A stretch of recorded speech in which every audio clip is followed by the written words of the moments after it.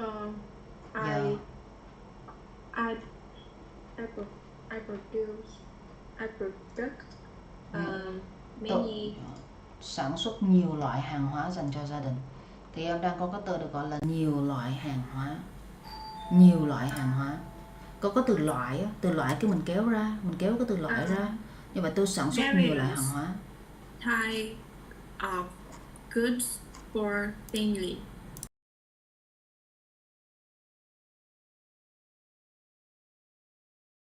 Family. Rồi ở đây khi mà mình xài cái từ hàng hóa thì mình phải cẩn thận nha. Tại với lại cái từ mà sản xuất hai cái từ đó là em quên rất là nhiều rồi ha. Mình quên rất là nhiều những cái từ này. Alright, so here, let's go. Rồi. Ở đây business, organization and business. Alright, business đừng đọc là business nhé, người ta đọc sai hết ấy. Cho nên thì đừng có đọc sai, mình đọc chuẩn thôi là nó ra được business. Rồi tôi không có cái ngành kinh doanh mà tôi yêu thích, nhưng tôi muốn làm kinh doanh. Thì cái cách nói là làm kinh doanh thì ông nói như thế nào thôi? Cái case nằm ở đây nha. Làm kinh doanh. How do you put this in English too? I work at financials. No. Kinh doanh that is business. Như vậy khi mình làm kinh doanh có nghĩa là do business. I want to do business. Hoặc là I want to run. Okay, I want to run some business. Thì mình đang có cái từ làm kinh doanh là như thế này. Do business. Run some business. Tôi muốn làm kinh doanh. English please. I want to do business. Alright. Don't say business. We say this word, okay, should be pronounced as business. We don't say business. No C in the middle. Just biz and knees. Business. Alright. Business. So, okay. Cái ngành mà tôi chọn, ngành kinh doanh mà tôi chọn là buôn bán, ok, là buôn bán hàng hóa. Thì có buôn và có bán, giống như đi buôn và đi bán. Thì buôn bán người ta sẽ dùng một chữ hay hơn, nói một cách khác, nói hoa mỹ hơn trong tiếng Việt để lấp liếm đi cái sự thật. Người ta sẽ dùng từ thương mại. Nghe nó hay đúng không? Nó nghe nó hay là nghe nó hợp pháp liền.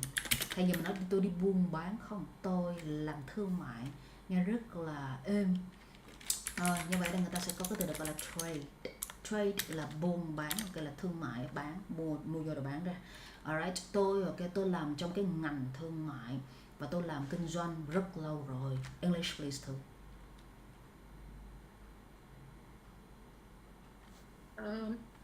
I work at straight scope, and I do business for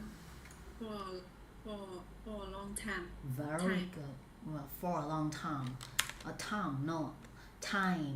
Em làm sao mà cái miệng em nó dẻo á. Chứ mà miệng nó không dẻo thì mình sẽ cảm giác như mình đọc sai. Khi mà nó dẻo rồi, nó flexible rồi thì nó rất là ok cho cái pronunciation của mình. Em muốn lấy IELTS 6.0 mà đúng không? Miệng phải dẻo, lưỡi phải linh hoạt lên. Thì lúc đó là rất rãng, ok. Còn mà nói mà mình còn tưởng tượng là mình sai nữa thì làm sao mà mình thao túng được tâm lý của ông nội giám khảo, đúng không? Như vậy cái từ time đọc sao?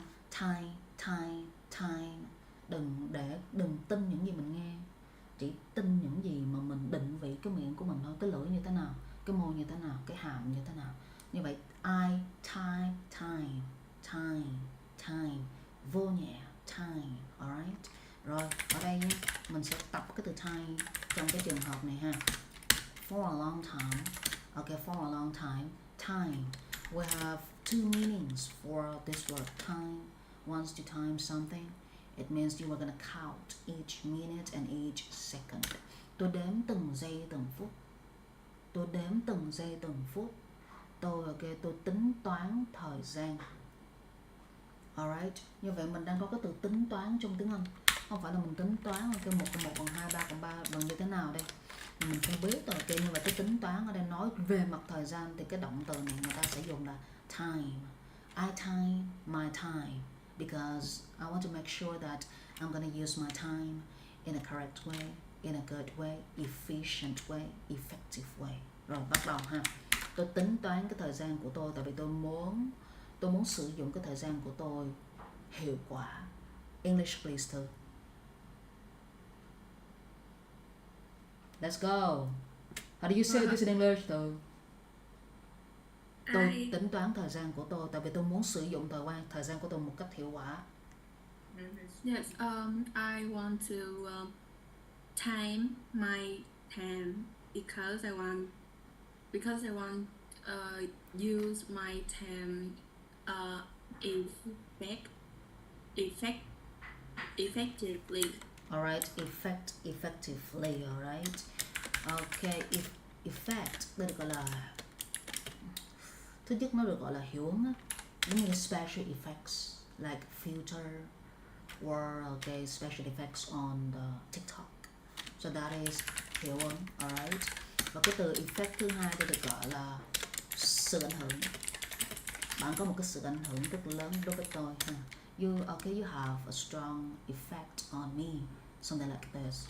Rồi cái mà trong cái câu của anh, you say that you use your time effectively.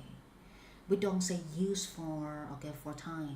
We should use the word like spend.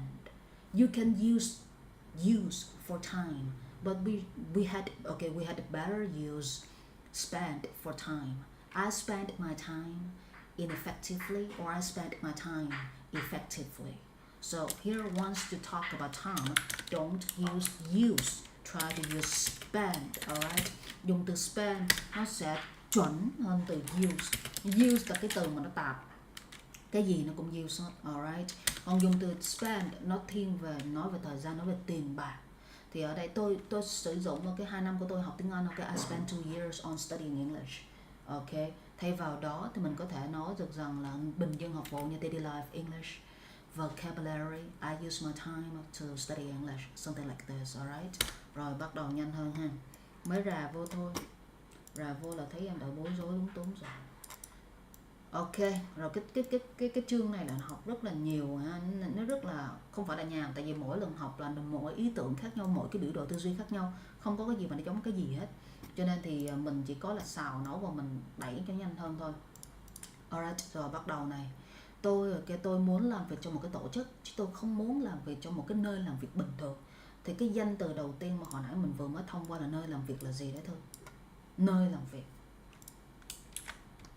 That is workplace. Nơi làm việc, nghe nó bình dân đúng không? Còn nghe đến cái từ tổ chức thì nghe nó giống như là một cái tập đoàn, có một cái nhóm mà nó có một cái nguồn tiền rất là lớn. Thì thay vì mình nói là nơi làm việc, người ta chơi tổ chức nó giống như là bán hàng đa cấp hoặc là làm cái dịch vụ đa cấp ấy. Tôi có một cái tổ chức, đơn giản là tôi chỉ có một cái nơi làm việc mà thôi. Đấy, nơi làm việc, nơi là place, còn làm việc được gọi là work, alright. So workplace. Còn tổ chức trong tiếng Anh, đây đừng, tổ chức ở đây không phải là hành động mình đi tổ chức cái gì, mà đây là cái gọi là cái từ tập đoàn. Thay vì dùng từ group, alright, thì người ta sẽ dùng từ organization. Organization. Thưa, okay, do you know the differences between group and organization? There is a huge difference between these two words. So what is the difference? Thưa, can you guess? Give me a guess. So, do you recognize the difference here? Tổ chức and tập đoàn. In English, group and organization are the same, but in real life, they are not the same. They are just slightly the same, not okay, absolutely the same. So, what is the difference here? Group means from 2 people to more than 10 people. But when it comes to organization, it's not just about a big number of people anymore. It is about the whole system. Once you speak of system, you don't just mention human resource. You mention a whole large procedures or systems in which lots of people work and serve. Alright. Khi tôi nói về một cái nhóm, thì cái nhóm nó chỉ bao gồm một cái số lượng con người đáng kể, thì em nói như thế nào thưa? Nãy giờ teacher nói là em nghe em cảm rồi đúng không? Em cảm xong bây giờ em nhận nè. cảm nhận là gì? Người đó cảm xong người đó nhận, người đó nhận khi nhận là mình phải thực hành ra. Mình cảm xong mình không có thực hành là cũng như không. Như vậy khi mà tôi nói là tôi làm việc trong một cái nhóm, thì một nhóm nó sẽ bao gồm một cái số lượng người đáng kể. Thì đáng kể là gì thưa? What is đáng kể in English? Một khối lượng đáng kể, một số lượng đáng kể, thì mình hãy nhớ đến cái từ significant. Yeah, significant. Và cái từ này dùng trong IELTS Task 1 nhiều lắm ấy. Hoặc là considerable, significant, or you can use the word like remarkable. Một cái nhóm bao gồm một cái số lượng người đáng kể. English please.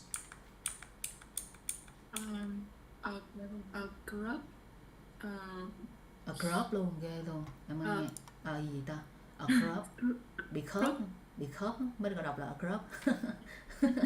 Ok, cái này đọc là âm u. Bởi vậy sao? Group. Ok, hoài nghi quá. Ok. Yeah. Một cái nhóm, một cái bao gồm một cái số lượng người đáng kể. English please. A group include một số lượng người đáng kể. A significant number of people. Alright.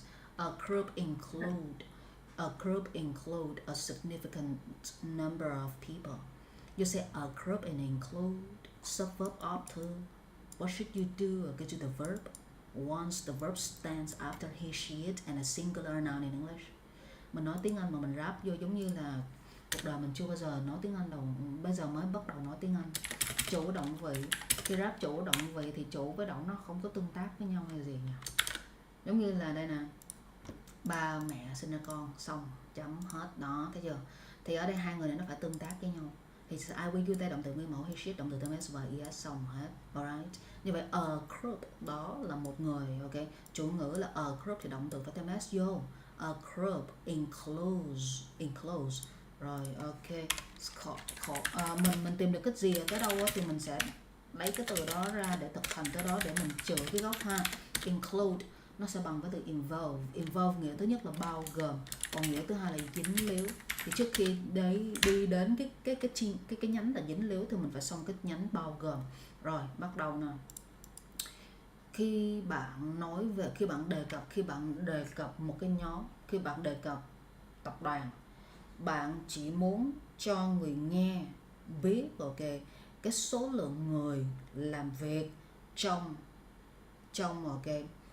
cái gọi là cái nhóm đó. Như vậy khi bạn đề cập tập đoàn, bạn chỉ muốn cho người nghe biết cái số lượng người làm việc trong cái nhóm đó. How do you say this in English too? When you mention organization. Alright, organization, not organization. Em sao em thích ni quá ha. Cái y trong tiếng Việt là cái gì trời? Y trong tiếng Việt là ai trong tiếng Anh, cuộc đời giữa Việt và Anh đâu bao giờ mà đi chung đường với nhau đâu, đúng không? Y là ai là trong tiếng Anh, còn y là trong tiếng Việt, ok. Rồi như vậy khi bạn làm việc trong một cái nhóm, ok, và khi bạn đề cập đến nhóm, bạn chỉ cho người nghe thấy được cái số lượng người làm việc trong cái nhóm đó, bạn không đề cập đến hệ thống. Như vậy ở đây em nói như thế nào trong tiếng Anh? Thì mình đang có cái từ đề cập là gì? Đề cập thôi. Yeah, mention, right. Còn cho người ta thấy là từ gì trong tiếng Anh? Show. Từ show đơn giản quá, show somebody something. Ngoài từ show ra, what else too? You can use the word like demonstrate, alright, or display. It's gonna be okay.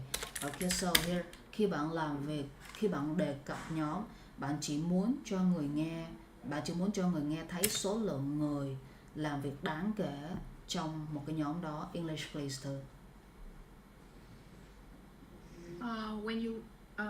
When you mention organization, yeah. You just demonstrate the number of people. Very good. The number of people. Bạn chỉ đề cập đến cái số lượng người làm việc trong cái nhóm đó, thì em ráp như thế nào? Một câu á, khi mình nói trong câu trong tiếng Việt á, thì cái não mình nó bình thường đúng không? Khi mình ráp cái câu đó trong tiếng Anh á, là bắt đầu não của mình bắt đầu nó nhảy số.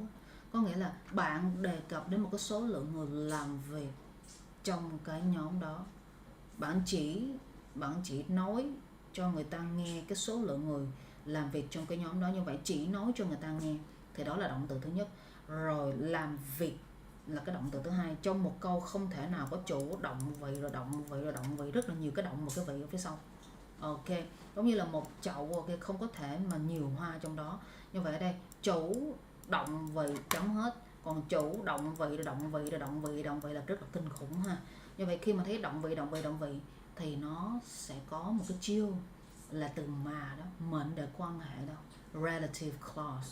Như vậy bạn chỉ cho người nghe thấy cái số lượng người làm việc trong cái nhóm đó, chứ không phải là một cái hệ thống. English please.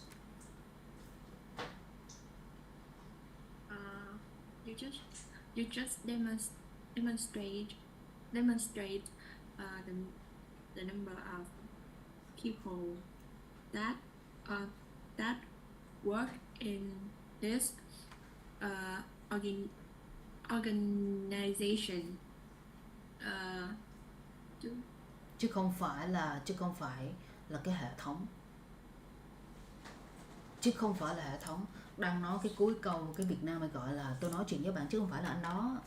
Thì Việt Nam là như vậy ha. Còn trong tiếng nước ngoài này sao? Chứ không phải mà đứng ở cuối câu. Thì giờ mình nói như sao? Not. So not em cộng trực tiếp đi danh từ là xong. Ok.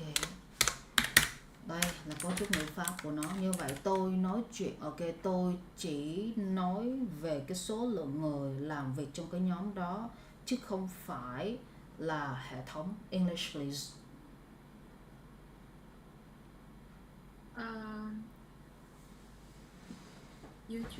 I just demonstrate the number of people working in this organization, not about the system of this organization. Alright, first in your sentence you already use organization. So the next time, okay, but in the same sentence, we shouldn't use the word organization again. We should use one in English, alright? So for example, that word already appears in the sentence, and that word also appears in the same sentence again. So when a word appears for the second time or for the third time, you can use the one or ones to replace the word. So in the organization, not okay, the system of the one, or not the system of that one. Alright? Okay, so let's go. Rồi bắt đầu mình ra vô được rồi. Rồi bây giờ mình sẽ tắt ra. Cái này đoạn thu âm thứ nhất ha. Recording stopped. Rồi mình sẽ nhúng lớp vô, bắt đầu mình nói ha. Đây là đoạn thu âm thứ hai, là nó sẽ bắt đầu cái lớp thứ hai này. Lớp thứ hai thì em biết rồi, nó sẽ thêm người vô. Nhưng mà cái lớp thứ nhất, hồi nãy em sẽ đã trục trặc nên là bên phía văn phòng người ta sẽ không có điểm danh tính cái đó vào cái chi phí đâu. Người ta coi như là hỗ trợ. Và khi mà em lên cái ca gì thứ bảy chủ nhật á, mà ca riêng á, thì đủ số lượng tiếng nha, ra được cái hiệu quả thì lúc đó mới tính phí được nha, thôi mới điểm danh được nha. So let's go thôi. Không có gì thôi. Let's go. Recording in progress. Recording in progress. Alright, okay, so the first, abide by rules, regulations, law. Guys, okay. Oh, yeah, she is on time. Rules, đây được gọi là quy luật. Hay người ta sẽ gọi là luật lệ trong tiếng Anh. Regulations thì mình được gọi là quy định. Còn law thì được gọi là luật pháp, alright, luật pháp trong tiếng Anh. Rồi như vậy, we are gonna talk about this word first, abide by, alright, abide by. So let's go. The topic here is about business. Đây được gọi là cái ngành kinh doanh, và mình cũng có cái từ được gọi là doanh nghiệp và công ty.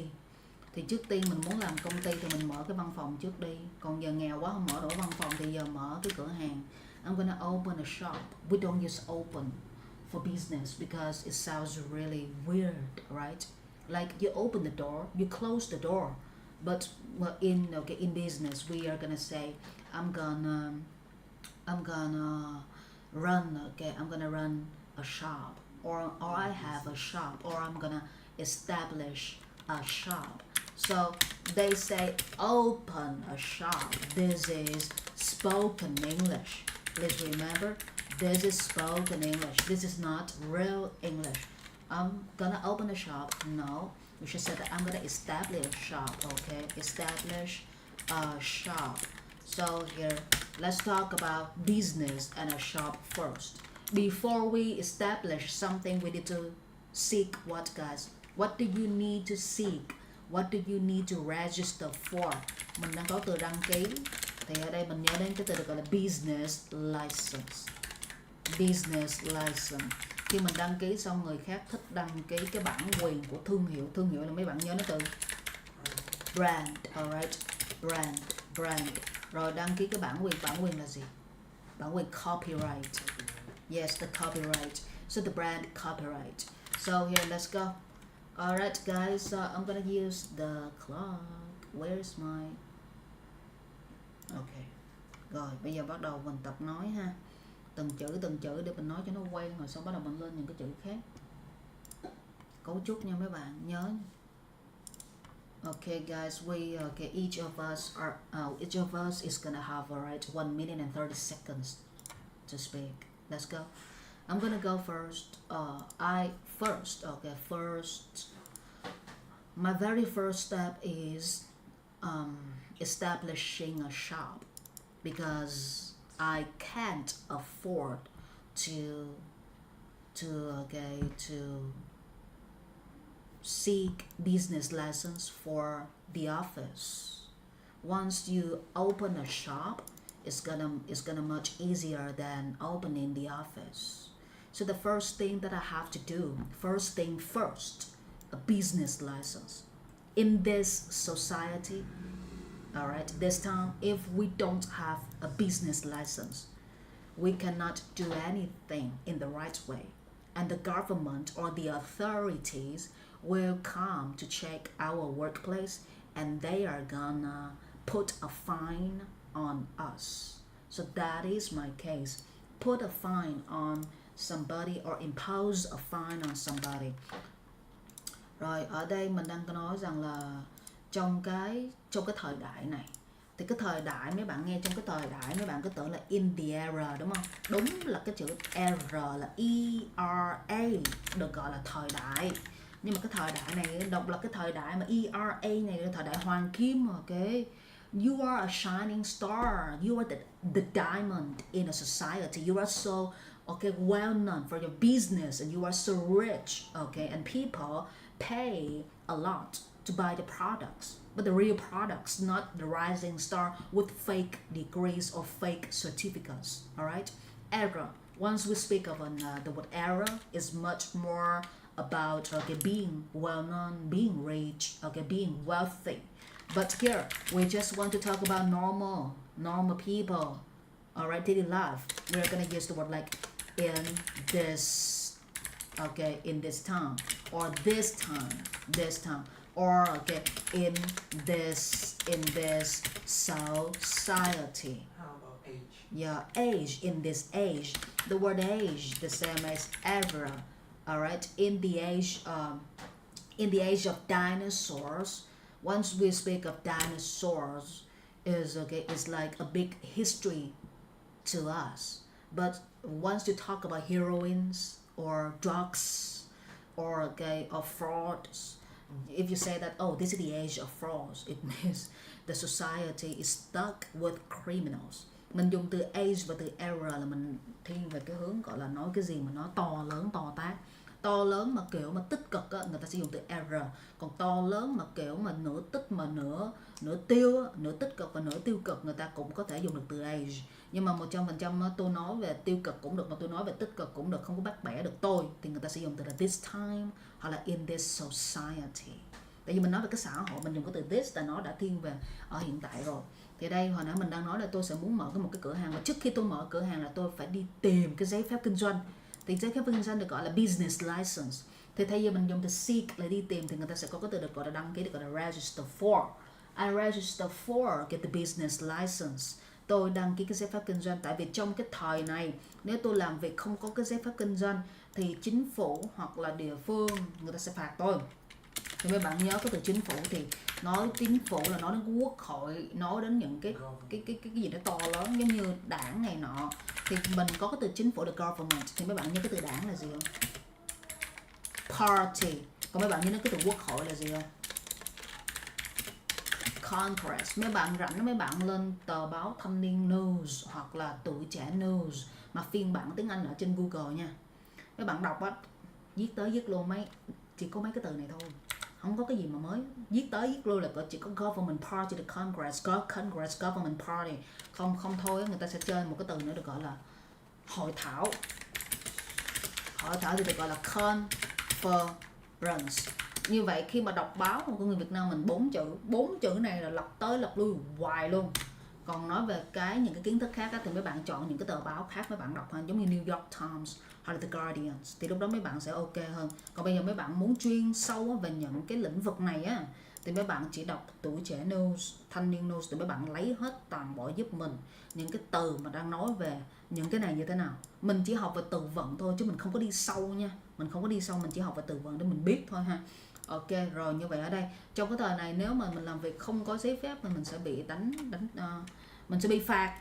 Thì cái từ bị phạt trong tiếng Anh punish. Ok, punish, không có pun, không có bẩn, no, punish. I punish my children because they have done something very bad at school. You use the word punish to talk about the kind of punishment that your parents apply to you, or the teacher applies this kind of punishment to you. That is the way for us to use the word punish, all right? Okay, so once you talk about punish and punishment, please only think of teachers and student relationship, girlfriend and boyfriend relationship, families, okay? The word punish and punishment is like this because they use violence to teach, to educate you, or they use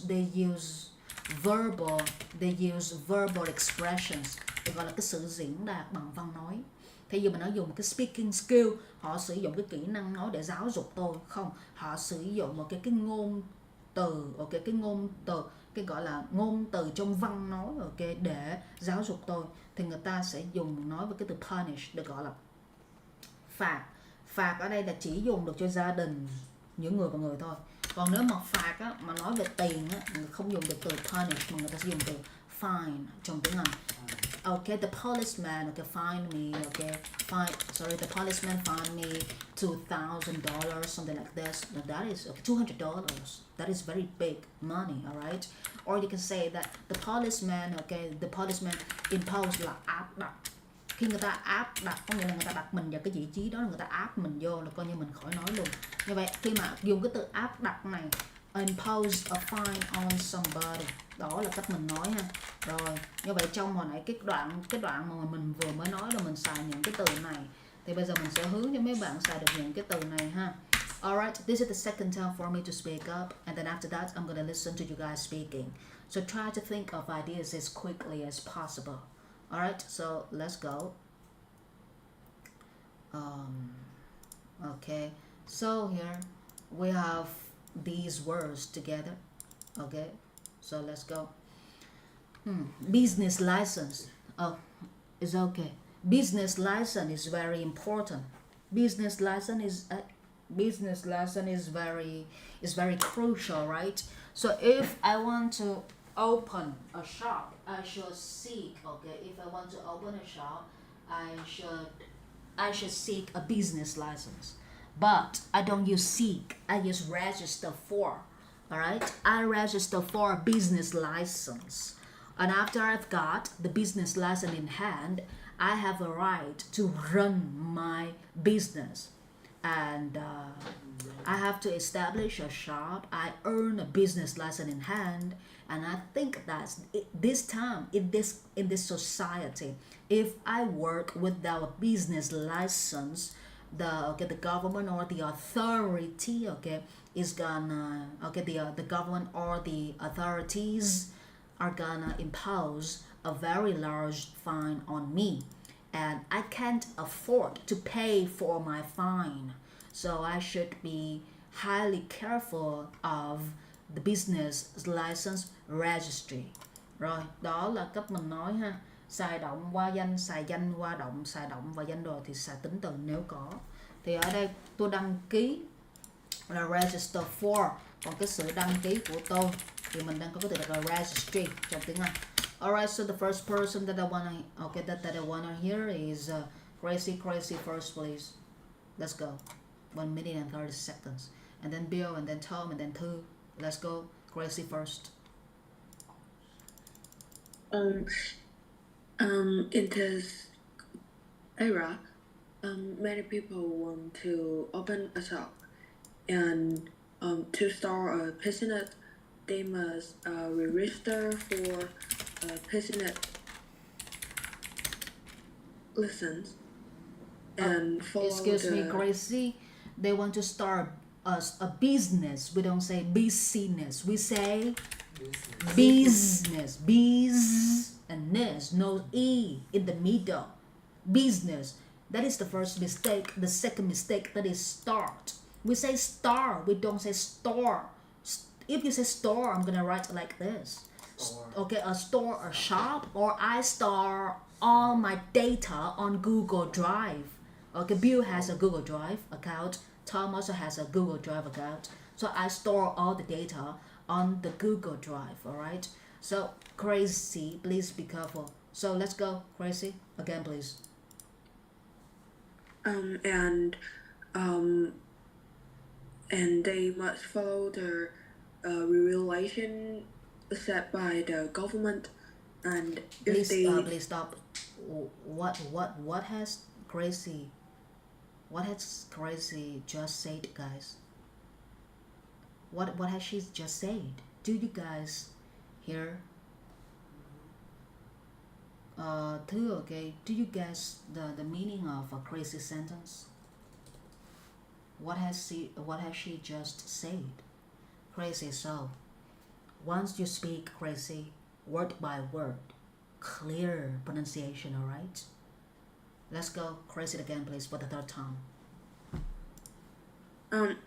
To start a business, they must register for business license and follow the regulation set by the government. And if they do not able by the law, they may be punishment and have to pay a fine. That's all. That's all. Alright, guys. Listen to Crazy with me. Again.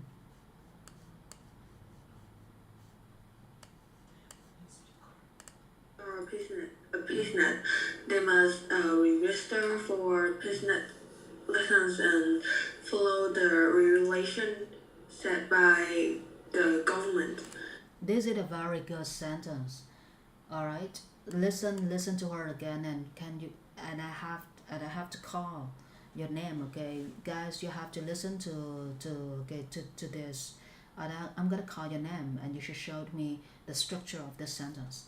A business, they must register for business license and follow the regulation set by the government. Follow the regulation set by the government. I follow the regulation set by the government. Can you guys show me the whole structure of the sentence? The whole structure. Look at this. Okay, I follow the regulations set by the government. Tôi tôi theo cái gì đây? Tôi tuân thủ theo những cái quy định được sắp đặt hoặc được thiết lập bởi chính phủ. Thì khi mà mình dùng như thế này, cái từ mà được thiết lập như thế này có phải nó lồng vào câu không? Mà nó đang bỏ cái gì? Và cái câu mà chính thống của nó là gì? Anybody in the class? What about Thư, Bill or Tom? I follow the regulation which is set by the government. Yes, alright. Instead of using which is or that is or who is, alright, we can directly use verb 3 or verb in, at the end of a sentence based on the meaning. Alright, so here chủ động vị, người ta thường dùng những cái cấu trúc như từ mà rồi xong động vị, đúng không? Thay vì dùng từ mà, nếu mà câu của mình theo nghĩa chủ động thì cái động từ thứ hai nó sẽ trong bên đứng ở cuối câu.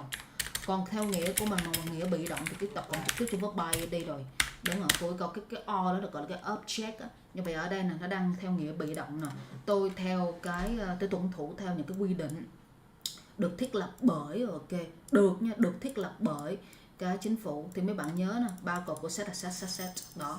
Như vậy which is set by the government. Rồi, như vậy cũng khá ổn nha.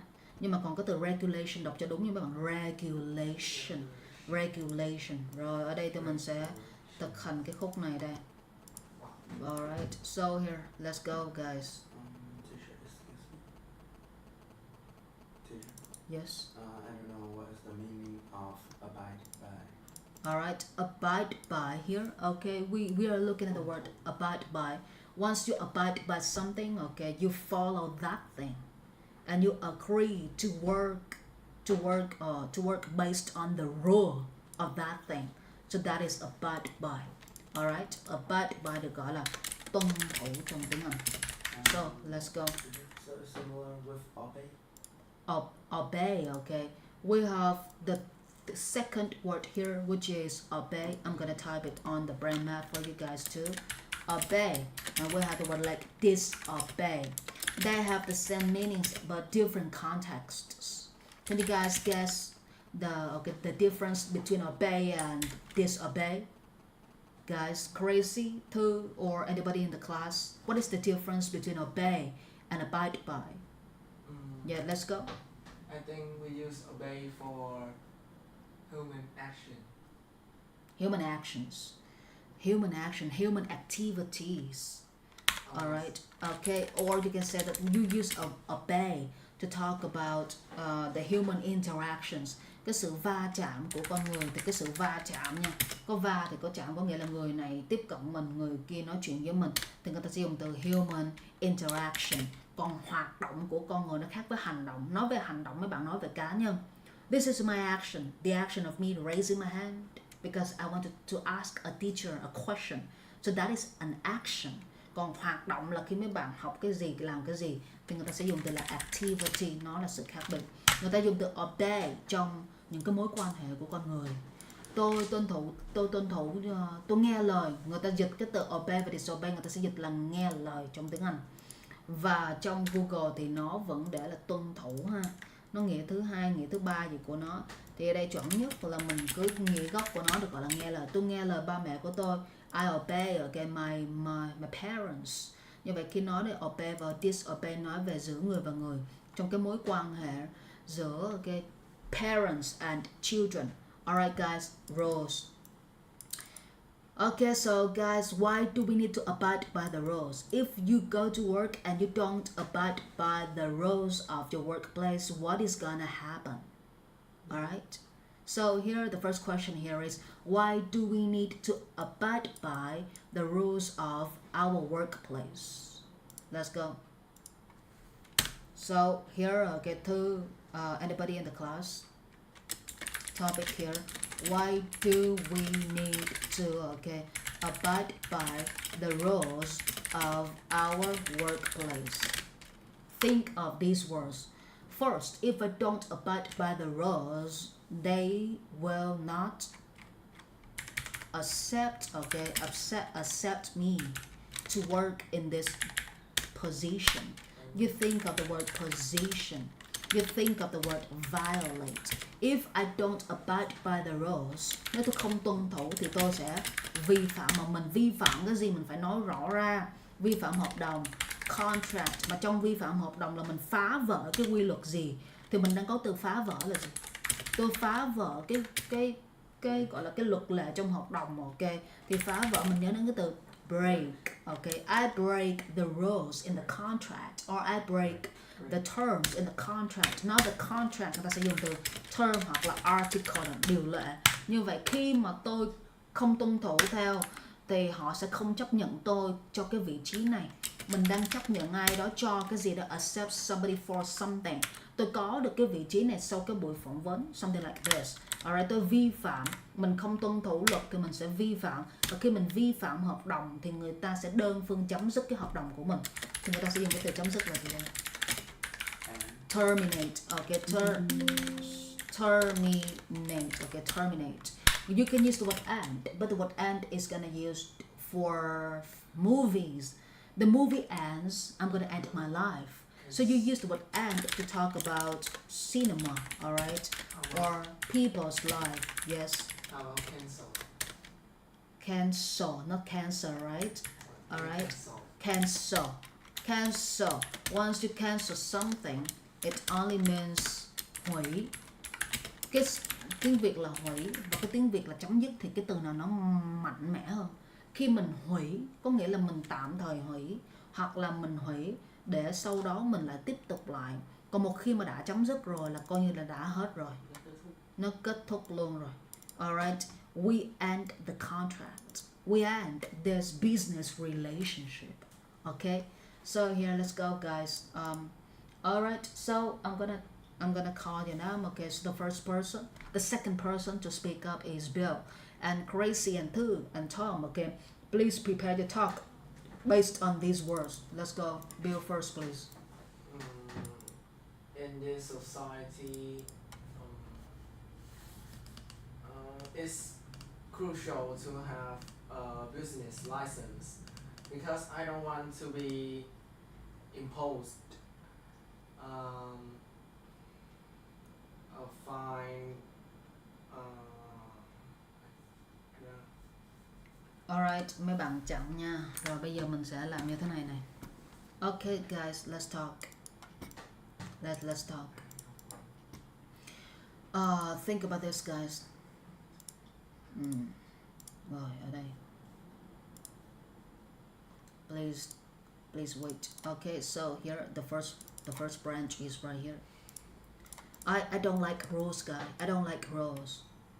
Once we study at school or in the class, they ask us to come to the class on time, and they ask us to submit homework on time. But if we are sick or we are tired or we are bored, okay, at the lesson, we don't want to do anything, they will not be sympathetic to our situation. So I think abiding by the rules of school is very cruel to children. So here I use the word abide by, okay, to talk about school life. Alright, so what about you guys? The first person I want to hear is, okay, let's go with Gracie first, and then Tom, and then Bill, and then Thu. So let's go, please, okay, Gracie, just show me the case for, okay, the word rules. And please remember the word that I have used in my case, that is situation. What is wrong? Đó, thấy chưa, bị lát rồi. Situation, sympathetic to cái gì đó là mình không có cảm thông. Mấy bạn cảm thông cho cái việc làm gì đó, còn mấy bạn vừa cảm thông mà vừa thấu hiểu thì mấy bạn dùng từ gì? Empathetic too. It means you understand. You not only understand the cause, okay, of this case, but you also feel very sympathetic to this case. All right. So What, Bill? You seem to have some ideas. I Oh, once you have an insight you have an insight. I have an insight in something. Have an insight in, ok, có tầm nhìn trong một cái việc gì đấy. Once you say you có tầm nhìn, có nghĩa là mình phải đạt đến một cái tần số nào đó thì mình sẽ kích hoạt được cái kiến thức của mình. Mà mấy bạn muốn đạt được cái tần số thì trước tiên mấy bạn phải đi thao túng kiến thức, đúng không? Thì khi mấy bạn nói tôi có tầm nhìn, có nghĩa là tôi nhìn và tôi thấy được cái tầm quan trọng của cái việc đó, và tôi thấy nhìn xa trông rộng. Thì lúc đó Bill nghĩ ra thêm ha, cái từ mà có tầm nhìn nó sẽ rã ra tiếp tục nữa. Ok, so let's go with Crazy first please, and then the second person Thư, and Tom and Bill the last one. So Crazy, Thư, Tom, Bill. Let's go with Crazy first. Khúc này thôi nghe, regulation thôi ha. Let's go. Đó, mình đã đánh dấu trước ha. Rules abide by, sympathetic, empathetic. So let's go, Crazy. Em thở hơi lâu luôn á, Crazy vô luôn đi Crazy. To open the shop, one must register for business and abide by rules and regulation. The government protect brand, copyright, and also fair for the business. All right, very good. Okay, Crazy. So you are gonna talk about brand, which is protected by the government. Brand is protected by the government. Do you know anything about this, Tom? Can you show me an example? Can you show me an example to show that, to demonstrate that the government protects the brand? Why does government protect the brand? And what should the brand do to get the protection from the government? Tom, please. I think the brand have to pay money for the government for the protections. All right, very good. All right, the brand have to pay money. Once you speak, Tom, subject, verb, and object, the brand have to, not the brand, he, she, it, has to, all right, has to pay for. Very good. But we don't use pay money. We use pay money for the daily life cases. Like I pay to buy me a cup of coffee because I think today is too much for me. So I'm gonna use my money to pay for my own cup of coffee. But we talk about government, we talk about authority. Thay vì mình dùng cái từ chính phủ, mấy bạn có thể dùng cái từ chính quyền. Cũng là chính, nhưng mà mình say. Ok, authority. Người ta hay đọc là authority đúng không? No. Authority. Authority. Authority. Và tất cả âm đó đều là âm đọc bình thường của người Việt nha. Authority. Authority. Alright, authority. Nghe nó hay hơn. Very good, alright. Protection. Tom says that we have to pay money to the government so that we are gonna be able to get the government's protection for our brand. We don't use pay money. We should say that we have to register for. Người ta dùng cái từ được gọi là trả tiền. Bạn dùng từ trả tiền sao mà nó hay bằng bạn dùng từ đăng ký. Ví dụ như là tự nhiên không, cái giờ mình trở thành tổ trưởng đi ha, cái mình đi thu tiền về quỹ bảo trợ cái gì tùm lum la, cái mình nói trả tiền đi, đâu có được, tôi cần quý vị đăng ký cái chương trình bảo lũ, nghe nó hay hơn liền.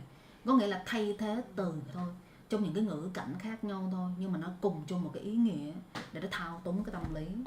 Dạo này mình bị thao túng nhiều cho nên là mình bị dính về cái môn tâm lý học nhiều nữa nha mấy bạn. Okay, so here let's go with Gracie. Anything else from your side? Hello. Mỗi lần hỏi Gracie là giống như vô đề. Hello, teacher. Yeah, good evening. So please. Let's What? go.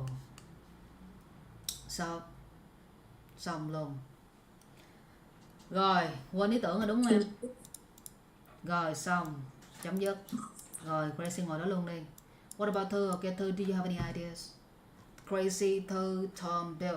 Thư, please speak up, and Gracie, please get back your ideas and try to present your ideas to me later. Let's go to.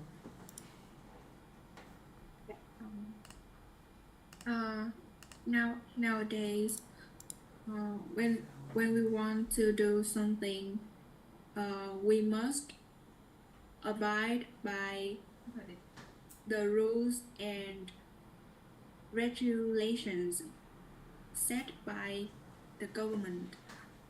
Even when we establish a shop, the laws can help protect business and create a fair. So if we disobey the regulations, the government may impose a fine or even Okay. sometimes they may be sympathetic to small business before they make punishment. That's it. That's it. Alright. Okay, so that's it. Mà đọc tầm bậy em bảo là that's it luôn. Cho nên thì mấy bạn cẩn thận nha. Rồi cái này là mình đang thấy thắc mắc cái chỗ này nè. Okay, let's go guys. Nowadays, when we want to do something, we must abide by. Alright. We always start our talk by nowadays. Nowadays. Once you start your talk by hello everybody, nowadays, mấy bạn có thấy nó khớp không? Nowadays. Như vậy mấy bạn khi mà mấy bạn bắt đầu cái câu nói hoặc cái bài thuyết trình của mấy bạn á, thì cái chữ đầu tiên nó quan trọng nha. Cái chữ đó là mấy bạn sẽ vô đề đó. Ok, có nghĩa là accelerate. Nếu bạn muốn chạy xe thì mấy bạn phải accelerate cái chiếc xe của mấy bạn bằng cách là đút cái chìa khóa vô, accelerate nó thì cái engine của nó mới start, đúng không? Cái động cơ muốn bắt đầu, muốn vận hành á, thì mình phải vô đề. Thì cái từ vô đề được gọi là accelerate. Cái từ này là mình không có cho vô cái biểu đồ tư duy ha, tại vì nó không phải là từ chính. Accelerate. Nhưng mà khi mấy bạn accelerate giống như tôi nè, nowadays, mà em không có đẩy mạnh được cái chữ nowadays, cho nên cái khúc sau của em á, cái từ cái em nó bị thiếu ý. Cho nên người ta nói là mở đầu rất là quan trọng. Em cứ làm cái mở đầu, cái từ đầu tiên á, em vô cái từ đầu tiên, cái câu đầu tiên em vô cho nó mạnh vào, thì lúc đó những cái câu sau cái em yếu dần đi. Còn câu đầu tiên mà cái hơi em nó bị tụt luôn thì coi bị tụt hơi nha, bị tụt á, chứ không phải là tụt tiểu và là curse nhá, bị tụt hơi, cái you lose your breath once you are speaking. Thì okay, you are not gonna be able to maintain the long speech, alright? Muốn maintain the long speech, S-P-E-E-C-H, ok, có nghĩa là mình duy trì cái đoạn nói của mình đó. Thì cái câu đầu tiên mở đầu là cái câu được gọi là topic sentence đó. Nó phải đủ cái đô để cho mình accelerate, để mình vô đề. Alright, so here, let's go. When we want to do something. When we want to do something. Ai nói tiếng Anh cũng là do something, mà biết do cái gì, đúng không? I want to do something. I think about something. So here, okay, we are studying Ielts. Instead of saying when I do something, you should say that we have lots of things. We have lots of things already laid on the table, and we have to pick the right activity for us. Chúng tôi có tất cả mọi thứ đã được trải thảm sẵn rồi. Trải thảm sẵn có nghĩa là đã được bố trí ở trên bàn hết rồi. Và bây giờ chúng tôi phải chọn cái mà chúng tôi cần nói. Thì bây giờ mình đang có cái từ được gọi là lay. Mấy bạn nhớ từ lay không? After my mom cooks, she lays all the food on the table. Laid. Once you use the word lay, you were gonna talk about food, alright? I lay the mouse on the table. I lays everything I need on the table. It means I put everything I need on the table. Alright, so here all the ideas are laid. All the ideas are laid on my dish. Tất cả mọi thứ nó dâng tận họng luôn. Thì cái này người ta sẽ có một câu nói. Ơi, hồi nãy giờ mình đang nói vô cái câu này nha, mấy bạn đừng nghĩ mình nói móc nói mỉa gì ha. Ở đây là all the ideas are laid on my dish, có nghĩa là tất cả các ý tưởng nó dâng tận họng luôn. Và bây giờ tôi chỉ chọn cái ý tưởng mà tôi muốn thôi. Hoặc là tất cả mọi thứ, all the things are laid on my dish. I need to choose the right one. So, ở đây mình nói là I want to do something, đúng không? Nếu mà nói I want to do something đâu có hay đâu. When we want to do something. When we want to do something, or we can say that we have all the ideas laid on our dish. Nghe rất là hay, đúng không? We have all the ideas, we have all the chances. Thay dùng ideas, we can use chances. Tất cả cơ hội đã dâng sẵn tới miệng rồi, tất cả các ý tưởng đã dâng sẵn rồi. Thì bây giờ tất cả các hoạt động, tất cả các cơ hội, tất cả các jobs, tất cả cái gì đó thay thế nó, cái ideas vào, đừng có in the box quá ha, đừng có rập khuôn ha. Don't lock yourself in the box. Don't box your mindset. You are able to change the words. Just keep the keywords. What are the keywords here? Laid on my dish. So you can change all the ideas to all the projects, or all the chances, all the opportunities, all the jobs. All right. Let's go. We must abide by the rules and regulations set by the government. We must abide by. Abide by. There's a very long pause between and I. Abide by. Abide by. Alright? Don't say abide by. Don't give me a pause here. Abide by. That is it. Okay, please pay attention to this. Regulation, not regulation. Regulation. We don't have rec. We have rare. Very good, but not good enough. All right.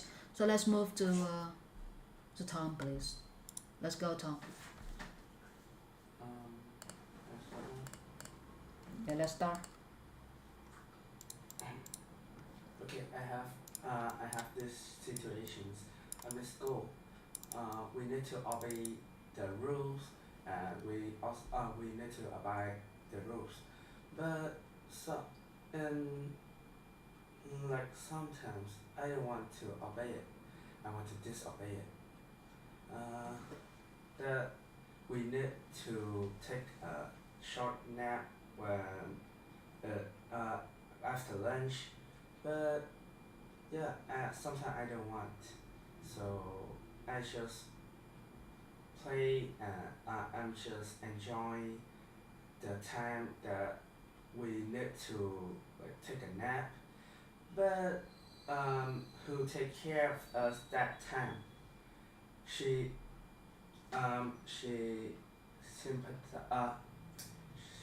sympathetic to me, and I'm very appreciated. Alright, very good, Tom. Okay.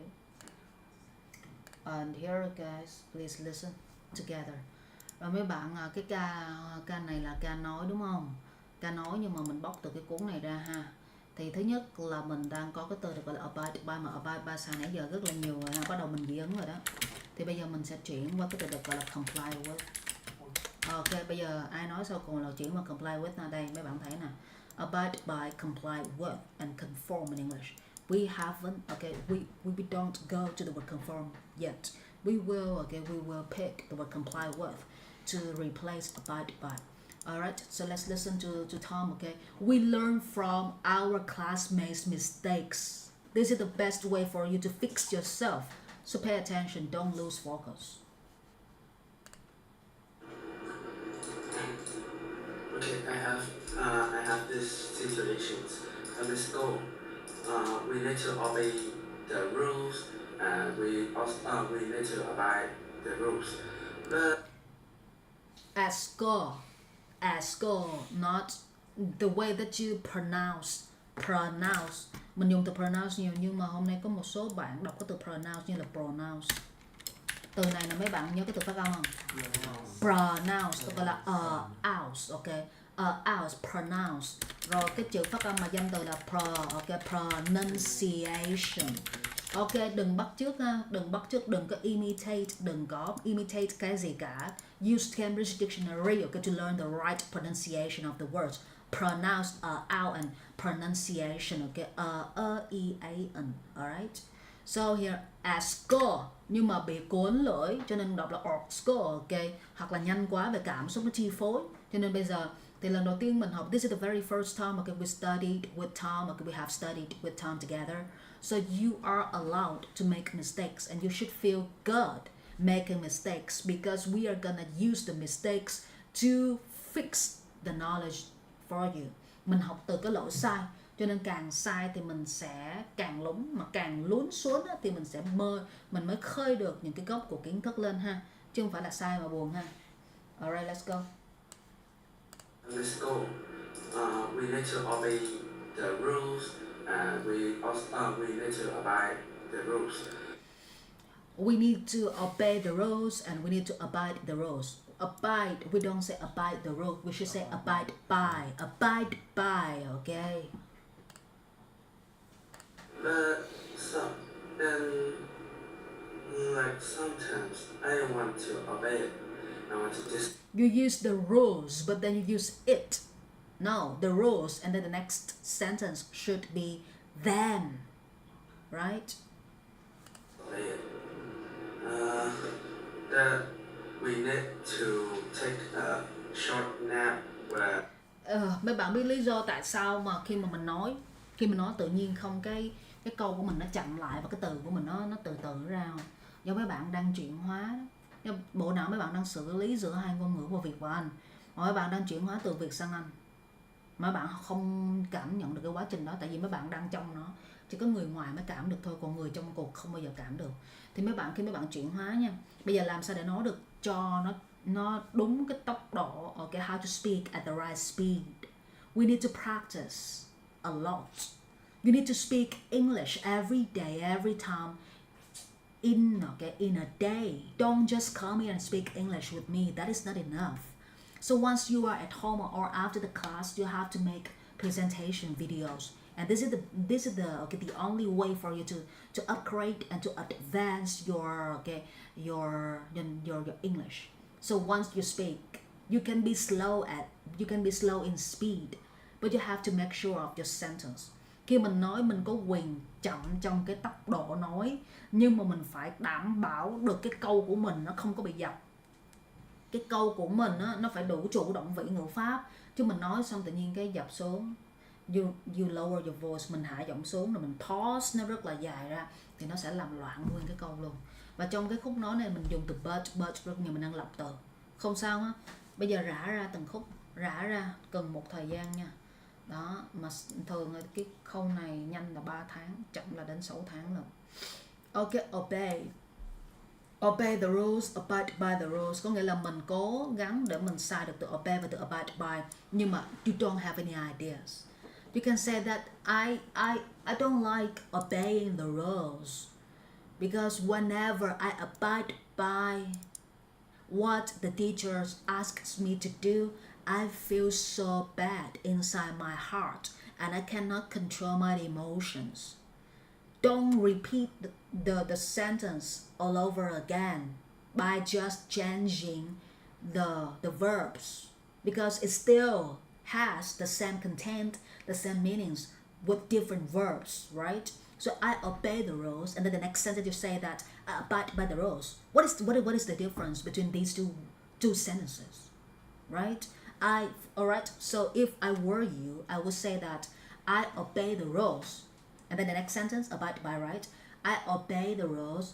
I try to abide by whatever my teacher asks me to do, but I cannot take it anymore. I don't like the teacher's request. I cannot put up with the teacher's orders. So I can make a claim that I cannot abide by whatever the teacher orders me to do in the class. So I can say to you guys that I will not obey the rules at school. Đó. Mình dùng từ obey rules đúng không? Bây giờ mấy bạn dùng từ abide by, mấy bạn phải tạo một cái hoàn cảnh khác Nhưng mà cái hoàn cảnh đó nó phải liên quan đến cái câu mà mấy bạn đang nói. Còn situation, khi mấy bạn nói là okay, here's my case, có nghĩa đây là cái tình huống của tôi, mà còn gọi là here's my situation, có nghĩa là đây là cái tình huống, mà cái tình huống này nó rất là tình hình. Mấy bạn biết cái dùng cái từ tình hình không? Mình nói là trời ơi, cái tình hình này, cái tình huống nó rất là cái tình hình luôn, có nghĩa là cái tình huống nó rất là nghiêm trọng rồi. Thì mấy bạn đang dùng cái từ là situation, and we have the next word that is situation no. Alright, situation no. Cái tình huống của tôi nó rất là tình hình, cho nên làm ơn tránh xa tôi ra để tôi giải quyết, rồi tôi nói chuyện với bạn xong. My situation is very situational. Please stay away from me. Or you can say that my situation is very severe, is very serious. Please, okay, stay away from me. I'm trying to get rid of you. Something like this. Tình huống mà sai từ situation nó liên quan đến tình hình. Như vậy cái tình huống nào nó rất tình hình thì người ta mới dùng cái từ situation. Còn tình huống mà mấy bạn giả định là cái gì? Giả định trong tiếng Việt là gì mấy bạn còn biết không? Tiếng Anh là cái gì trời? Có ai trong cái lớp này không? Có ai nói được cái gì không? Sẽ im lặng hết cho mấy bạn. Suppose. Tụi mình hay nói là tôi giả định rằng I suppose that. Suppose. O's. Và âm Z ở phía sau nha. Âm Z nha mấy bạn, chứ không phải âm S. Viết là S nhưng mà đọc là Z. Suppose. Tôi giả định rằng cái gì đó nó xảy ra. Okay, so suppose that something happens. Alright. Như vậy khi mình giả định có nghĩa là mình xác định một cái sự vật hoặc một cái sự việc nó giả tạo, để từ đó mình đưa ra được cái sự thật, thì người ta gọi là giả định trong tiếng Việt. Như vậy giả định trong tiếng Anh có nghĩa là I show you a case and this case is made up by me. This case is created by me. This case is not real. And from this case, you will be able to recognize the truth. So you base on the fake and the unreal case to get the truth. So that is suppose. Nhưng vậy mấy bạn phải đi từ cái nghĩa của tiếng Việt ấy. Khi mấy bạn đi từ nghĩa của tiếng Việt ấy, thì mấy bạn sẽ dịch được ha. Và khi mà mình không biết nghĩa tiếng Việt ấy, thì mình xài từ điển trên mạng á. Mấy bạn ghi giả định là cái gì? Mấy bạn đừng có vô mấy cái gì đó, cái blog mà mấy ông nổi tiến sĩ thạc sĩ đi lên trên đó mà gây lộn ha. Nghe đọc cái là coi như mình đọc những cái gì mà mấy ông nội đó đưa ra toàn là lý thuyết học thuật không. Học thuật như một cái máy mà mình đọc không hiểu một cái gì hết. Đừng tin. Lên Google, chỉ tin vào AI và Google thôi. Alright. Đó là như vậy. Mà mình phải biết chắc lọc cái nguồn mình đọc nha. Nhưng mà mấy bạn đi từ giả định, hồi nãy mình chỉ cho mấy bạn cách nói đó. Dùng giả định là gì? Mình nói trong tiếng Việt xong mình đưa ra tiếng Anh đó. Đó là cách đó. Đi từ nghĩa tiếng Việt mới lấy được tiếng Anh. Còn mấy bạn không đi từ nghĩa tiếng Việt sao mấy bạn phá được tiếng Anh? Mấy bạn muốn phá trận tiếng Anh thì mấy bạn phải khai thác tiếng Việt, triệt để nó, giết nó. Alright. Rồi, ở đây có câu rất là hay là tất cả mọi thứ đã bày sẵn rồi. Laid on my dish. Thích câu này ha. Okay, so let's go. Okay, let's go with Bill, please. And then the next person that is Thư and Gracie.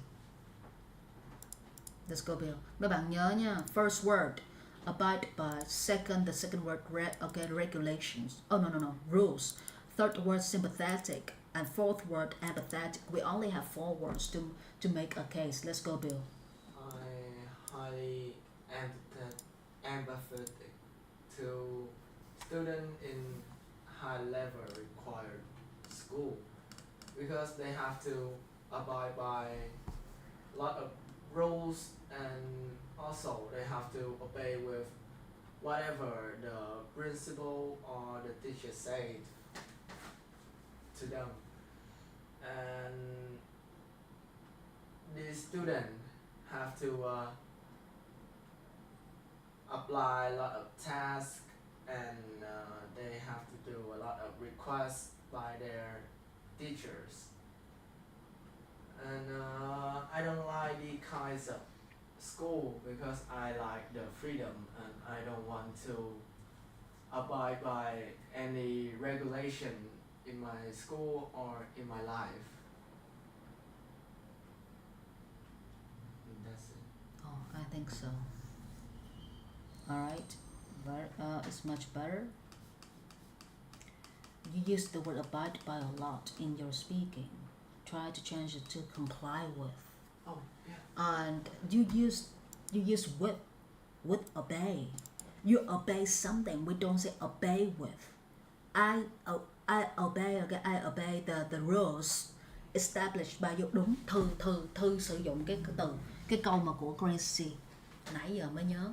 Thư nói rằng là nãy giờ cái nó bị cái stuck rất là khó chịu. Thư nói là I obey, okay, the regulations set by cái gì đó. Thay vì dùng từ set thì mấy bạn dùng từ gì? Established by, okay. Hoặc là I obey, okay, the regulations established by. I obey the regulations conducted by. I obey the regulations conveyed by. I obey the regulations regulated by. Từ regulation thì nó có danh từ của nó, động từ của nó là cái gì? Regulate. Ok, như vậy ở đây tôi, ok, tôi gì? Tôi tuân thủ, tôi nghe theo. Bạn dùng từ y chang Thư nói là I obey the regulation đỡ hơn Bill nói là I obey with. Không dùng từ with sau từ obey, đừng bị tiếng Việt dắt. Tiếng Việt hay dắt tiếng Anh lắm, hay dắt lắm, hay vậy lắm, kỳ lắm. Bởi vậy khi mà thấy tiếng Việt á, mà lúc nào mà nói tiếng Việt nha, tự nhiên lúc nào mà chuyển qua tiếng Anh luôn luôn có từ với, từ cho. Tôi ăn rồi tôi đi chơi với, ok. Thì cái từ với đó là mình đi với ai, mình làm cái gì, hai người đi chung với nhau, ok. Còn lại á, khi mà thấy bất cứ cái động từ nào có với cho hoài là nó có một cái vấn đề rồi đó. Bỏ đi, bỏ with, bỏ to đi, cứ dùng trực tiếp. Như vậy I obey by. Rồi cái từ hồi nãy mình đang dùng những cái khối lượng từ như thế này nè. Regulate. Tôi quy định cái quy định này, tại vì cái quy định này nó phù hợp cho bạn. I regulate this regulation because these regulations, okay, are suitable for you.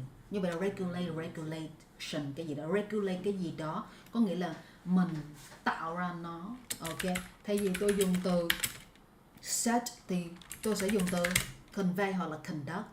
Thay vì tôi dùng từ convey và conduct thì tôi sẽ dùng từ establish, alright. Regulate. Rồi cuối cùng thì người ta có cái từ được gọi là bring up. Oh wait, what did you bring up? Bring about, đúng rồi. Sorry. Bring about, mấy bạn dùng từ bring up nó có nghĩa là đề cập đến.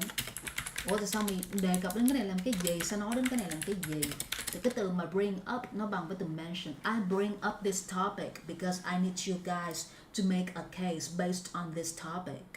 So here I don't want to use the word mention. I'm going to say bring up. Alright? Bring about.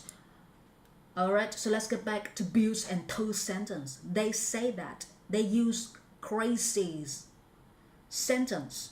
So here is their sentence. They say that I abide by the rules set by.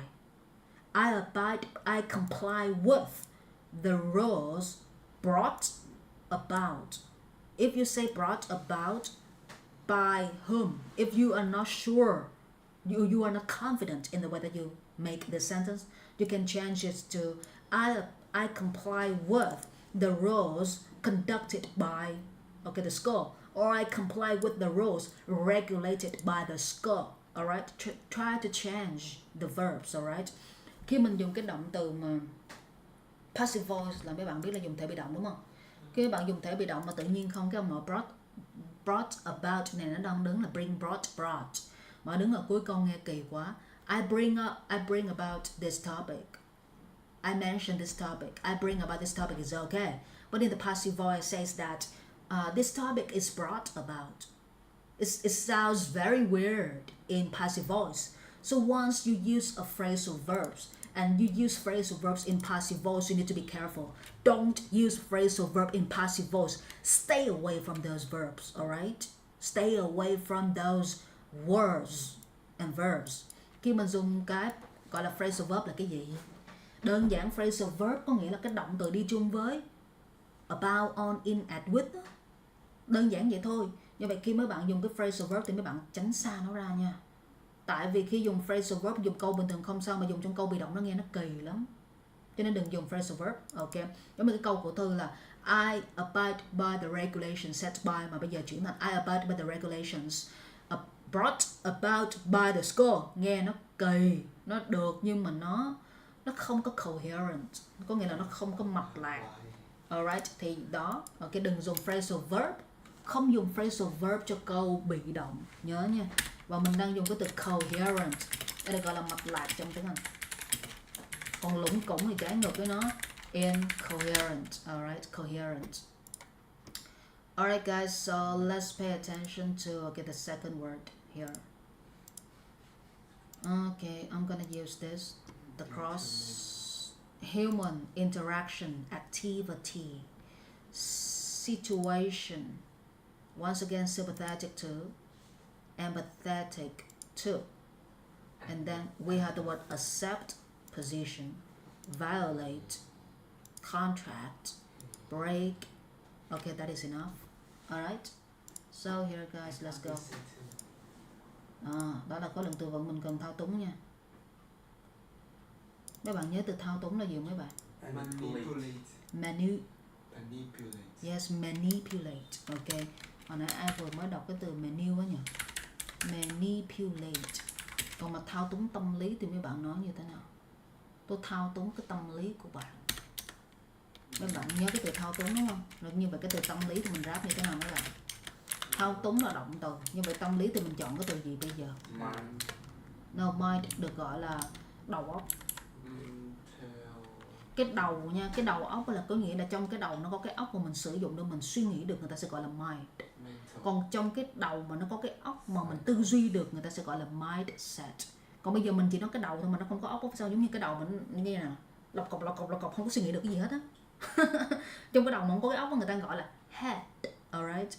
Cái nội tạng là mình chỉ cho mấy bạn nha. Head là cái đầu của tôi nó không có cái óc, thì tôi không có suy nghĩ được cái gì hết trơn đó. Oh, this is my head. Okay, empty. My head is empty. Được gọi là head. Còn trong cái đầu nó có óc thì cái óc được gọi là brain. Cái bộ não là brain. Như vậy đầu mà đi chung với óc thì được gọi là mind. Mà đầu mà đi chung với óc mà có tư duy nữa gọi là mindset. Đó vậy ha, nhớ ha. Đầu óc tư duy, mindset. Đầu có óc trong đó suy nghĩ được. What do you have in mind? Đó lý do tại sao người ta hỏi là what do you have in mind? Trong cái đầu bạn nghĩ cái gì vậy? Chứ đâu ai hỏi là what do you have in your head? Cái head là cái gì đây? Cái head là cái đầu ở bên ngoài nè. Ở bên trong mình là cái cấu tạo cái bộ não ở trong nè. Nhưng mà cái đầu ở bên ngoài, người ta nói gì cái xương đầu á, bạn biết không? Cái xương đầu á, người ta sẽ gọi là head. Còn mà cái xương đầu á, đúng rồi, người ta sẽ gọi là skull. The skull. Alright, S K U L L, the skull. Ok, alright, nó là như vậy. Nên cẩn thận ha. Đầu óc tư duy. Rồi cái đầu, cái óc brain, tách nó ra là chết. Tâm lý, thao túng tâm lý. Thì mấy bạn nhớ đến cái từ gì? Crazy, so can you show me the phrase of thao túng tâm lý here? Yes. I don't know. Some don't know được. How come you don't know? We have a verb. And if we want to describe the feeling of a verb, what should you use? Guys, crazy please. You have a verb and you want to describe the feeling that the verb gives you. What should you use? You have the word tâm lý. Okay, tâm lý. We have tâm lý, for example. Tâm lý, okay, a noun in English that is psychology. Psychology. And tâm lý, okay, an adjective in English that is psychological. And then we have the word like psychologically, logical thì được, psychologically. Use dictionary, okay, to learn the pronunciation of the words, guys. Psychology, tâm lý, người học tâm lý. Psychologist, okay, psychologist. Như vậy khi mình muốn miêu tả cho động từ thì mình dùng gì? Crazy. Đây. Động từ. Em dùng cái gì miêu tả cảm xúc cho động từ crazy? Can you show me the words, please? So, thao túng tâm lý. I think psychological. How to grade that? I don't understand, Gracie. Can you say it again? How to speak tâm lý teacher? Oh, how to pronounce tâm lý? How to say it? How to say the word? Psychology, psychologist, psychological, Psychologically. Let's go, Gracie. Psychological manipulation. Psychological manipulation. Đó được gọi là cái sự thao túng tâm lý. Đó là mình đang lập một cái từ đi theo danh từ, còn mình thao túng tâm lý, mình đang nói là hành động. Tôi muốn thao túng tâm lý cô ấy, tôi thao túng tâm lý người này, tôi thao túng tâm lý người kia. Như vậy miêu tả cái cảm xúc cho hành động mình dùng cái gì, Crazy? Em dùng cái từ là psychological manipulation, đây là cái sự thao túng tâm lý. Đó là danh từ, tại vì em đang dùng từ manipulation. Còn đây mình đang muốn dùng động từ thì mình dùng cái gì? Let's go, Crazy. Manipulate her biological. No. Mình ở đây khi mà mình có cái động từ nha, mấy bạn có động từ rồi, bây giờ mấy bạn muốn sử dụng, mấy bạn muốn cho người ta biết mấy bạn làm cái đó như thế nào. Như tôi nói nhanh, tôi nói chậm. I speak English very quickly, I speak English slowly. Alright. Còn đây mình đang có từ được gọi là thao túng, là động từ. Thì khi mà mấy bạn dùng động từ, mấy bạn muốn miêu tả cái cảm xúc cho cái động từ của mấy bạn thì mấy bạn phải thêm ly vào. Đơn giản như vậy. Như thêm ly nó có quyền đứng, tính từ thêm ly có quyền đứng trước động từ, hoặc tính từ thêm ly có quyền đứng sau động từ. Cái nào cũng được. Còn ở đây mình đang có từ gọi là psychologically, alright. Phải chuẩn về cái khối lượng từ vựng này nha. Mình sẽ gửi cho mấy bạn cái danh sách từ vựng này riêng nha. Ok, từ vựng này riêng. Ok. Rồi, như vậy ở đây tiếp tục nè. Alright guys, let's go. Okay, so guys, please listen to me. I'm gonna ask you lots of questions. Human interaction and okay, let's go to the phrase human interaction. What is the action verb of human interaction, guys?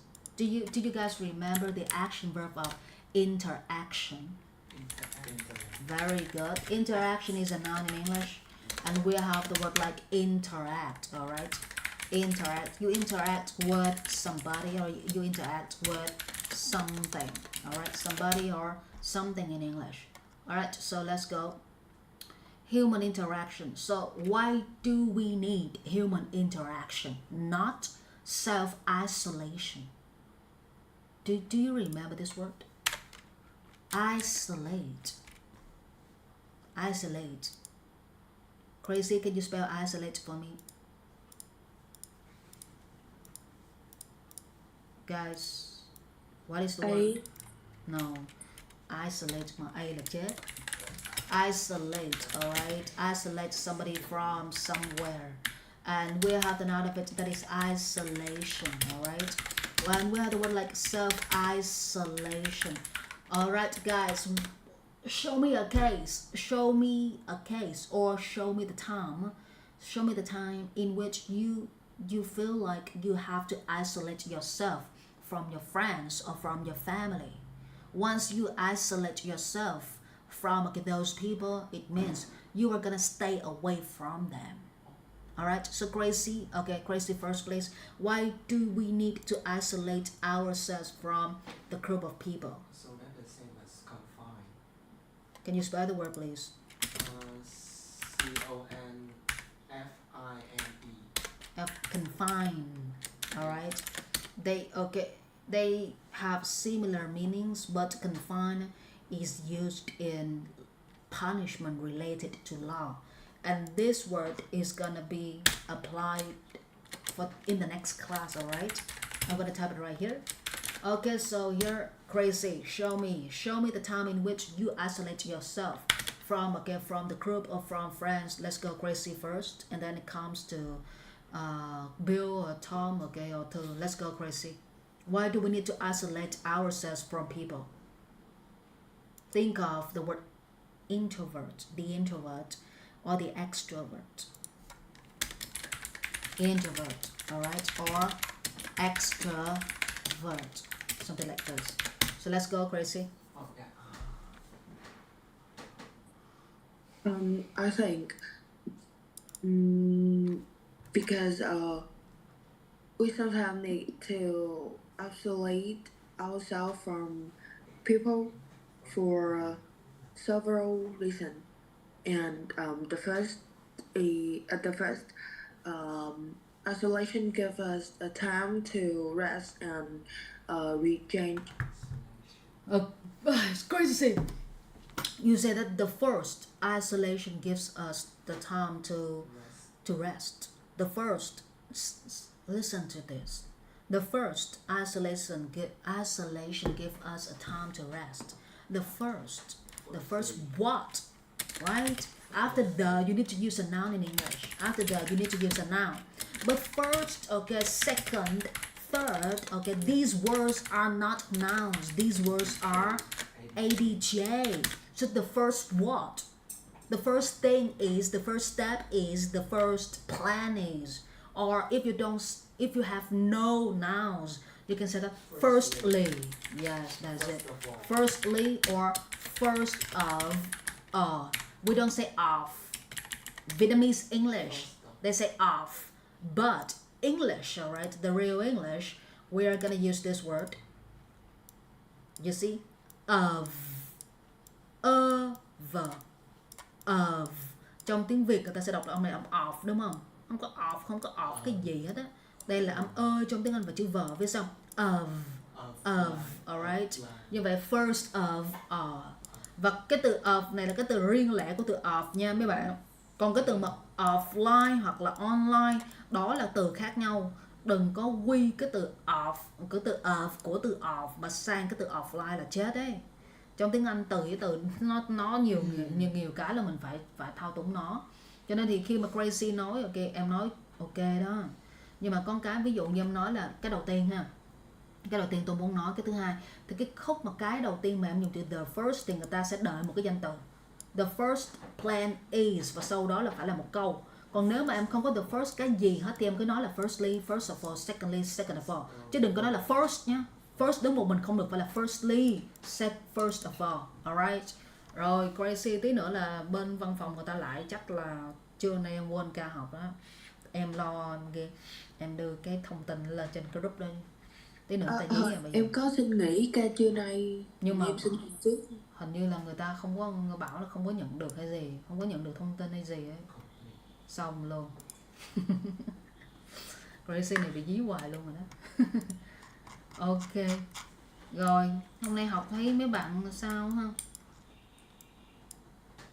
Mấy bạn học hôm nay không có được vô cho lắm ha. Ý là ý tưởng tệ quá.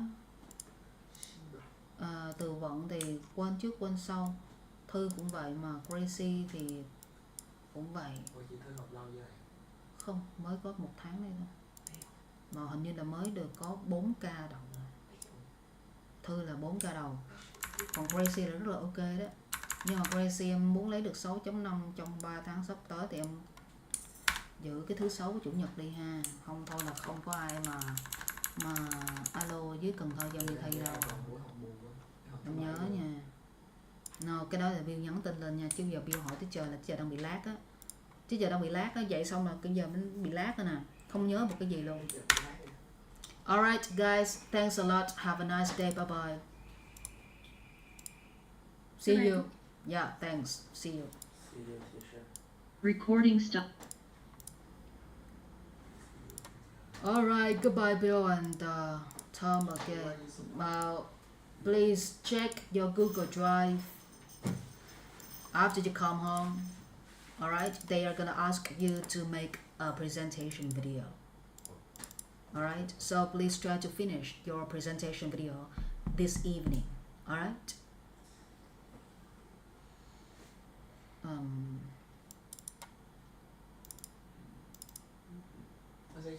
Yes. If that day they don't give you the suggestion of making a video, we don't have to do it, right? Yes.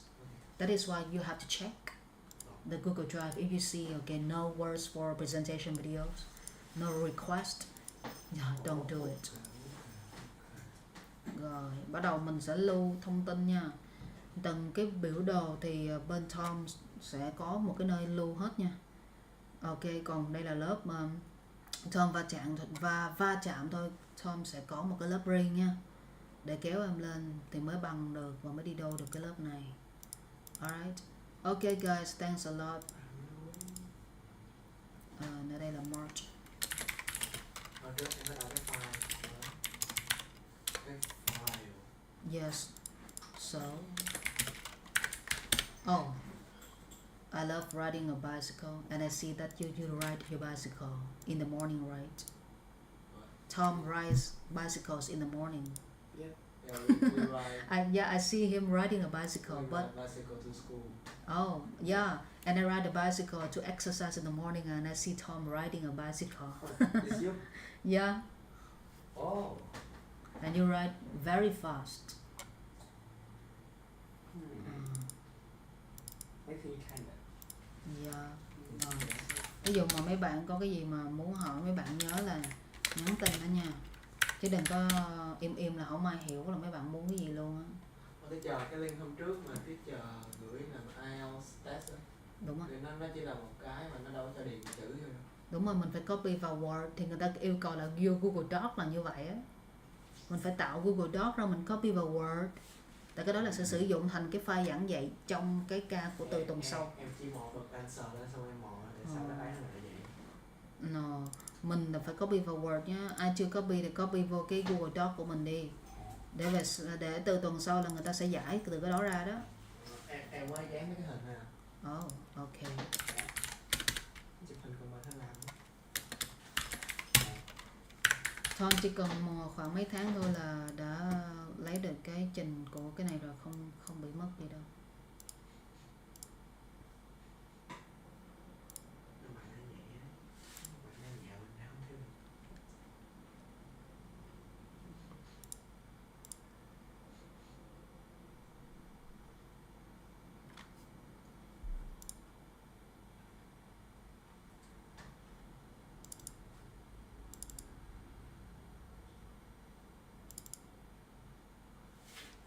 Teacher ơi.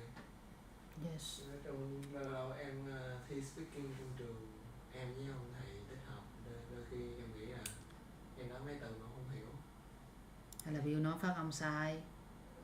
Em chứ em dùng chữ relish hay thế từ. Mấy cái từ đó người ta có nhiều người cũng là giáo viên nhưng mà cái trình độ người ta chưa có tới á, cho nên mình xài những cái từ cao cấp người ta không biết đâu.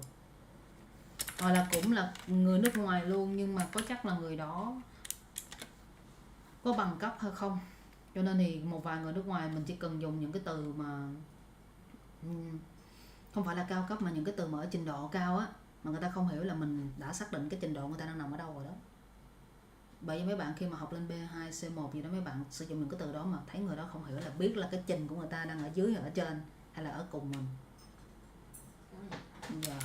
Cho người ta hiểu thì sẽ xác định được là người ta bằng như thế nào. Hơn mình thì cũng đâu sao, còn dưới mình thì mình nói không hiểu thôi, nhưng mà trên mình thì mình nói thoải mái thôi. Sợ mình không hiểu mình nói. Sợ gì mình nói là không hiểu.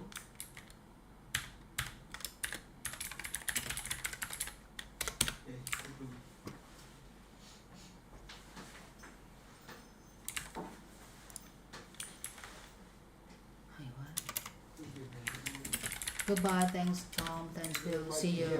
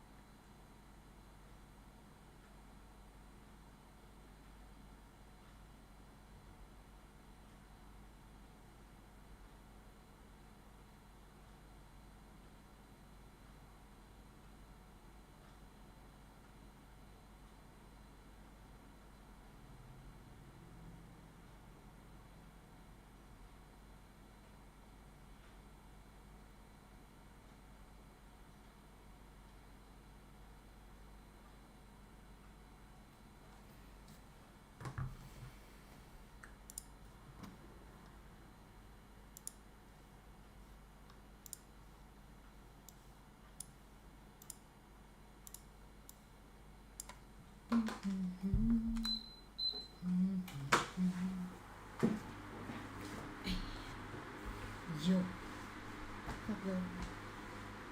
Hello chị. Yes. Dạ rồi. Hàng về thế này. Nhưng mà hôm nay mình nhẹ nhẹ thôi, không sao đâu, nhẹ nhẹ thôi. Nhưng mà là mình sẽ luyện âm nha chị Hiền, đọc nhẹ nhẹ thôi. Để vô đề đi. Vô đề rồi chủ nhật thứ bảy rồi bắt đầu mình rap. Luyện âm thôi, có chút xíu là xong mà. Ok. Dạ. Ok.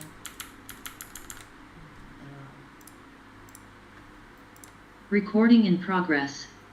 Alright, chị Hiền please. Okay, so let's go, chị Hiền. Contract. Contract. Very good. Contract. Contract. Yes. Abide by. Abide by. Okay. Abide by. Abide by. Comply with. Comply with. Comply with. Comply with. Alright. Conform. Conform. The two parties. The two parties. Parties. Parties. Parties. Parties. Agreed. Agreed To. to Abide by. abide by. The judge. The judge. Judge. Judge. Decision. Decision. Decision. Decision. Yeah. The two parties agreed to. The two parties agreed to. Yes. The two parties agreed to abide by the judge's decisions. Abide by the Dạ đúng rồi. Từ từ. Abide by the judge's decision. abide by the judge decision. Alright, chị Hiền please. Judge. Judge. Alright. Okay. Chị Hiền please. Judge. Judge. Judge. Judge. Judge. Judge. Alright, bây giờ mình đọc âm J. J. J. J. J. Yes, và âm G. G. G. G. G. Judge. Judge. Judge. Judge. Dạ đúng rồi. Giờ. Giờ. Giống như đọc chữ giờ, chị Hiền đọc chữ giờ. Giờ. Giờ. Nhưng mà cái chữ giờ này nè, có cái lưỡi ở phía trên đó. Giờ. Giờ là mình thấy cái lưỡi của mình nó đưa xuống nè, đưa lên nè. Nó đưa lên trên cái răng trên mà ở phía trong cái lợi á. Giờ. Giờ. Và đây là J. J. Để trên đó và cái miệng chu ra thôi. Để chữ giờ. Giờ. Giờ. Rồi đúng cái lưỡi đó. J. J. Very good. J. J. Yes. Và âm G, cái chữ G, cái chữ trời ơi, cái gì thì ở đây G. G. G. G. Judge. Judge. Yeah, judge. Judge. Judge. Judge. Judge. Judge. Very good. All right. Okay. So here, chị Hiền, please. All right. Đây, âm J đây. J. J. J. J. G. G. G. G. Very good. The two parties. The two parties. The two parties The two parties agreed to. agreed to. The two parties agreed to. The two parties agreed to. The two parties agreed to. The two parties agreed to. Abide by the judge's decision. Abide by the judge's decision. Abide by. Abide by. No, not abide by. Cái từ đờ mình chỉ đánh lên. Alright. Chị Hiền please. Abide by. Abide by. Abide by the judge's decision. Abide by the judge's decision. Decision. Decision. Yes, decision. Decision. Yeah. Abide by the judge's decision. Abide by the judge's decision. Very good. 1, 2, 3. The two parties agreed to abide by the judge's decision. The two parties agreed to abide by the judge's decision. Yeah, the two parties agreed to abide by the judge's decision. The two parties agreed to abide by the judge's decision. Yes, missing party. Parties. Alright. Okay. Yeah, right. R. R. R. Dạ, đúng R. rồi, R. Par. Par. Par. Par. Party. Party. Party. Party. Very good, right? Okay. The two parties, the two parties agreed to abide by the judge's decision. The two parties agreed to abide by the judge's quên cái này nữa rồi. Yes, the judge. The judge. Alright, the judge. The judge. Alright, the judge's decision. The judge decision. Very good. The judge's decision. The judge decision. The judge's decision. The judge decision. Alright, the two parties agreed to abide by the judge's decision. The two parties agreed to abide by the judge's decision. Very good. Nó party. Party. Party. Là cái này là cái âm cái miệng mình đưa ra phía trước, không có thuộc vào phía sau. Party. Party. Alright, chị Hiền please. Yeah, the two parties. The two parties. Very good. For years. For years. For years. For years. He has abided by. He has abided by. Abided. Abided. Abide này là tuân thủ, abided đây là quá khứ, nó thêm ed vô. Mà nó có sẵn chữ e rồi thêm cho nên nó thêm d thôi. Và đây là đã tuân thủ. Chị Hiền please. Abided. Abided. Abided by. Abided by. Abided by. Abided by. A commitment. A commitment. A commitment. A commitment. Annual. Annual. Very good. Annual. Annual. E đầu tiên là e dọc, tất cả là đều là e dọc ở đầu tiên. Rồi sau đó là âm L phía sau. Annual. Annual. Very good. Annual. Annual. Alright. Rồi chị Hiền đánh lửa lên. E là e dọc nè. Annual. Annual. Annual. Annual. Annual. Dạ, đúng là âm nhưng mà đi chung với L thì nó na ná giống từ O của mình. Annual. Annual. Very good. Annual. Annual. Annual. Annual. Very nice. Alright. Okay.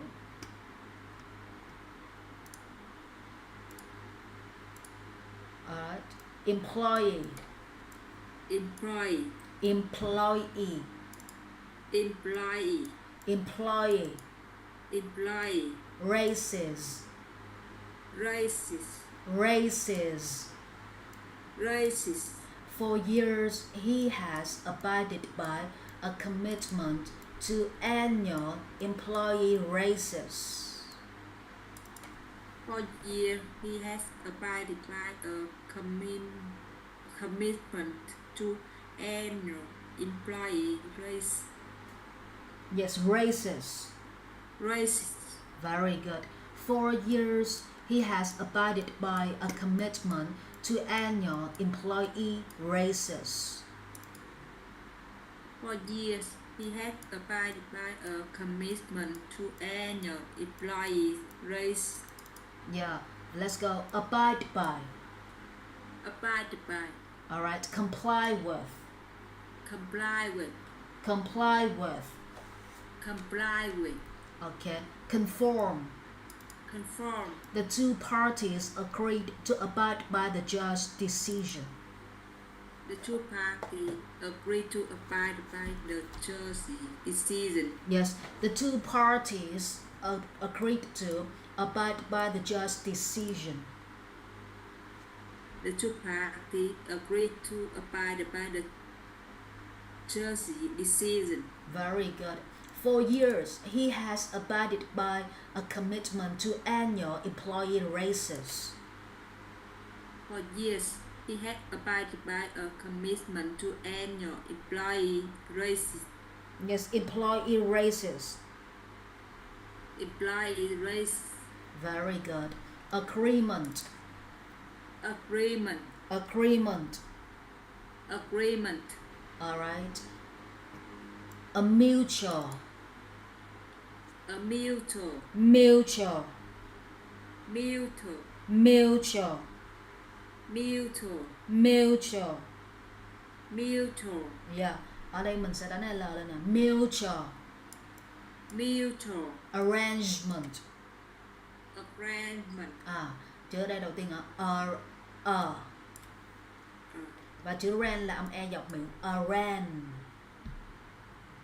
Arran. Yes, ran ở giữa là e dọc miệng. Ran. Ran. Arran. Arran. Arrangement. Arrangement. Arrangement. Arrangement. Alright, a mutual arrangement. A mutual arrangement. A contract. A contract. Agreement. Agreement. A mutual arrangement. A mutual arrangement. A contract. A contract. A contract. A contract. A contract. A contract. A contract. A contract. A contract. A contract. A contract. A contract. Alright. Let's go. The landlord. The landlord. Land. Land. Yeah, vùng đất thì N nó sẽ dọc miệng xuống. Land. Land. Lord.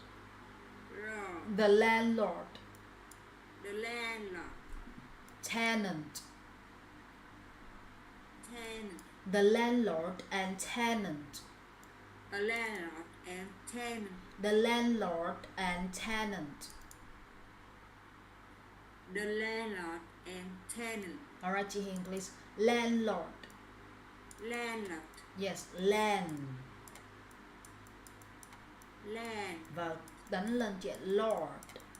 Lord. Yeah, âm R. Lord. Lord. The landlord The landlord and tenant and tenant were in agreement. were in agreement. Agreement. Agreement. The landlord and tenant were in agreement. The landlord and tenant. Tenant. Tenant. Yeah. The landlord and tenant were in agreement. The landlord and tenant were in agreement. The landlord and tenant were in agreement. The landlord and tenant were in agreement. The rent should be. The rent should be. The rent should be The rent should be prorated. prorated. Prorated Prorated to the middle of the month. to the middle of the month. To the middle of the month. To the middle of the month. Alright. The middle The middle of of of of very good. Alright. Landlord. landlord. Landlord. Landlord. Prorated. Prorated. Our pro. Pro. Pro. Pro. Ray.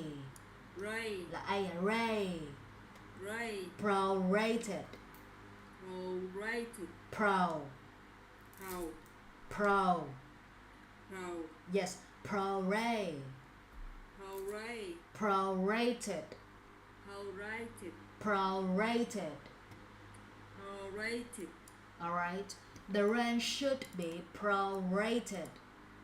The rent should be prorated. The land should be prorated.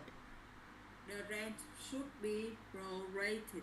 Very good, right? Okay. according to, according to, according to, according to, according to, according to, according to, according to, according to. according to, All right, okay. Landlord, landlord, landlord. landlord, All right. According to the agreement, according to agreement, according to the agreement, according to the agreement, the agreement, the agreement, the agreement, the agreement, agreement. agreement, All right. According to the agreement.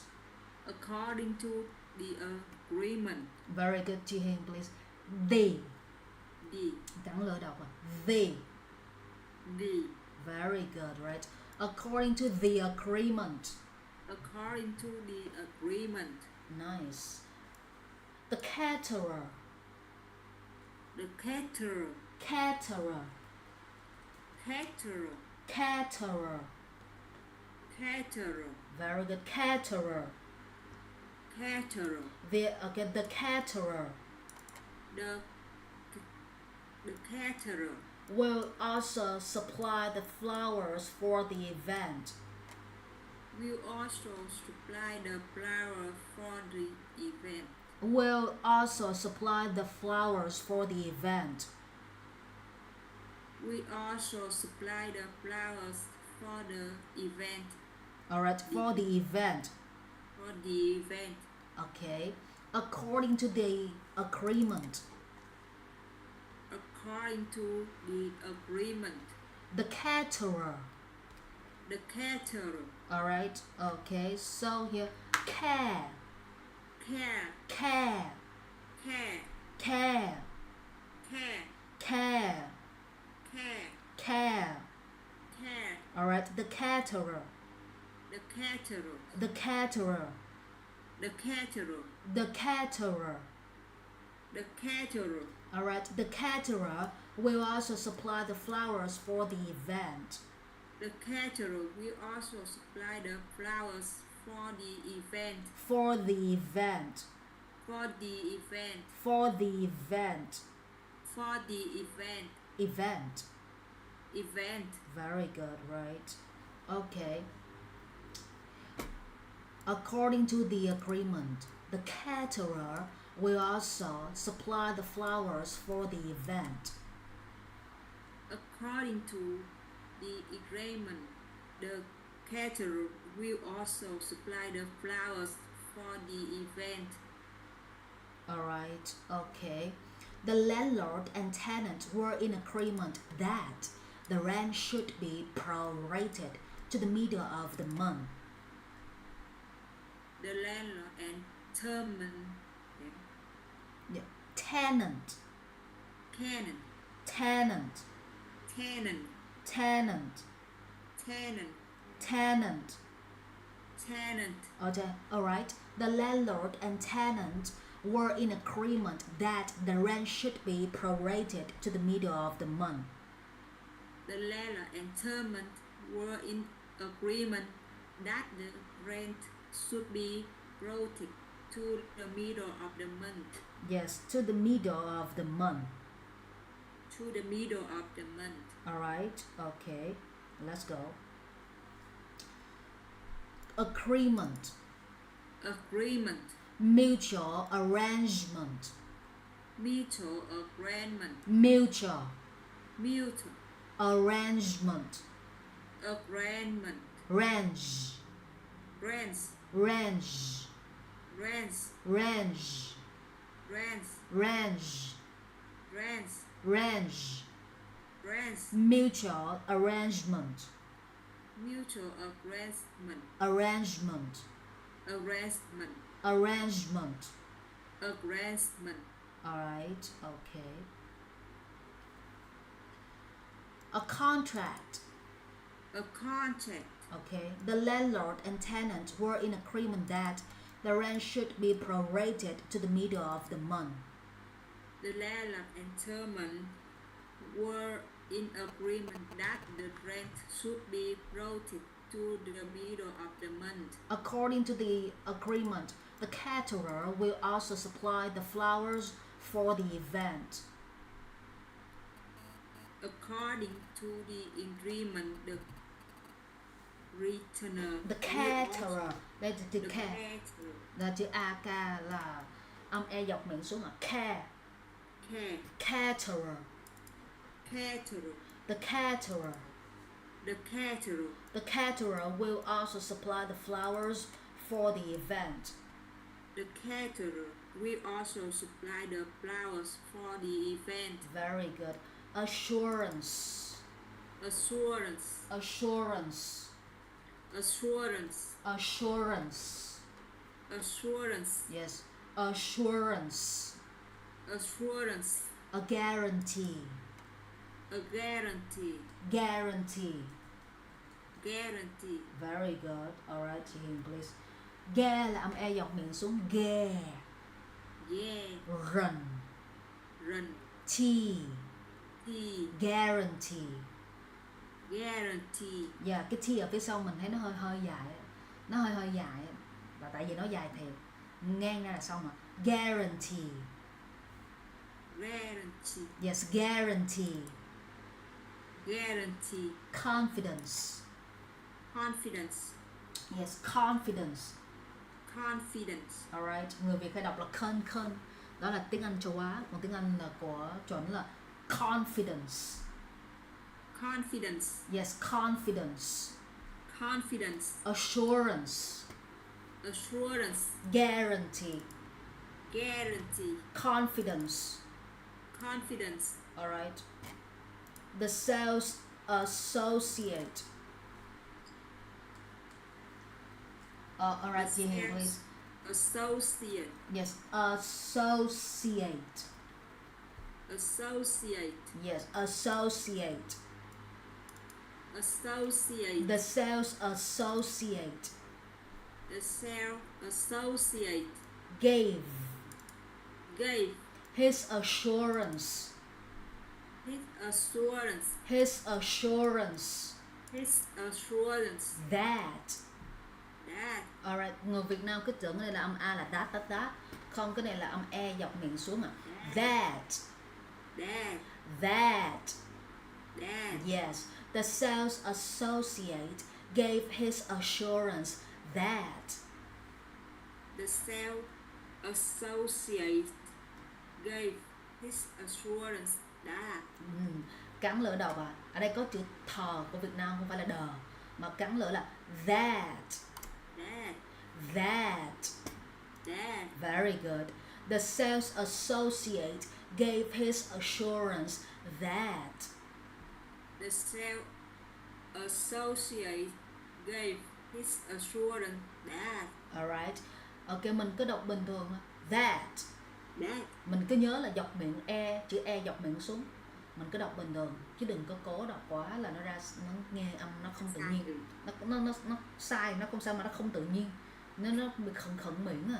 Cho nên mình làm cho nó nhuyễn ra. That. that That. that Dạ đúng rồi. Cứ nhớ là chữ E và đọc dọc, chứ đừng có tin vào tai, đừng nghe và bắt chước. Chỉ nhớ là chữ E và chỉ đọc dọc miệng là xong. That. that That. that Very good. The sales associate gave his assurance that. the sales associate gave his assurance that Alright. The missing keyboard. the missing keyboard keyboard Alright. Ok, key là y dọc. Key. Y ngang, sorry. key Keyboard. keyboard Board. board Keyboard. keyboard Very good. Keyboard. keyboard Keyboard. keyboard Word. good Yes, âm U thường thôi. Word. good Replaced. replace Replaced. replace Replaced. replaced Replaced. replaced Very good. replaced. Replaced. Alright. The next day. The next day. The next day. The next day. The sales associate gave his assurance that the missing keyboard would be replaced the next day. The sales associate gave his assurance that the missing keyboard would be replaced the next day. Yes, next. Next. Yes, next.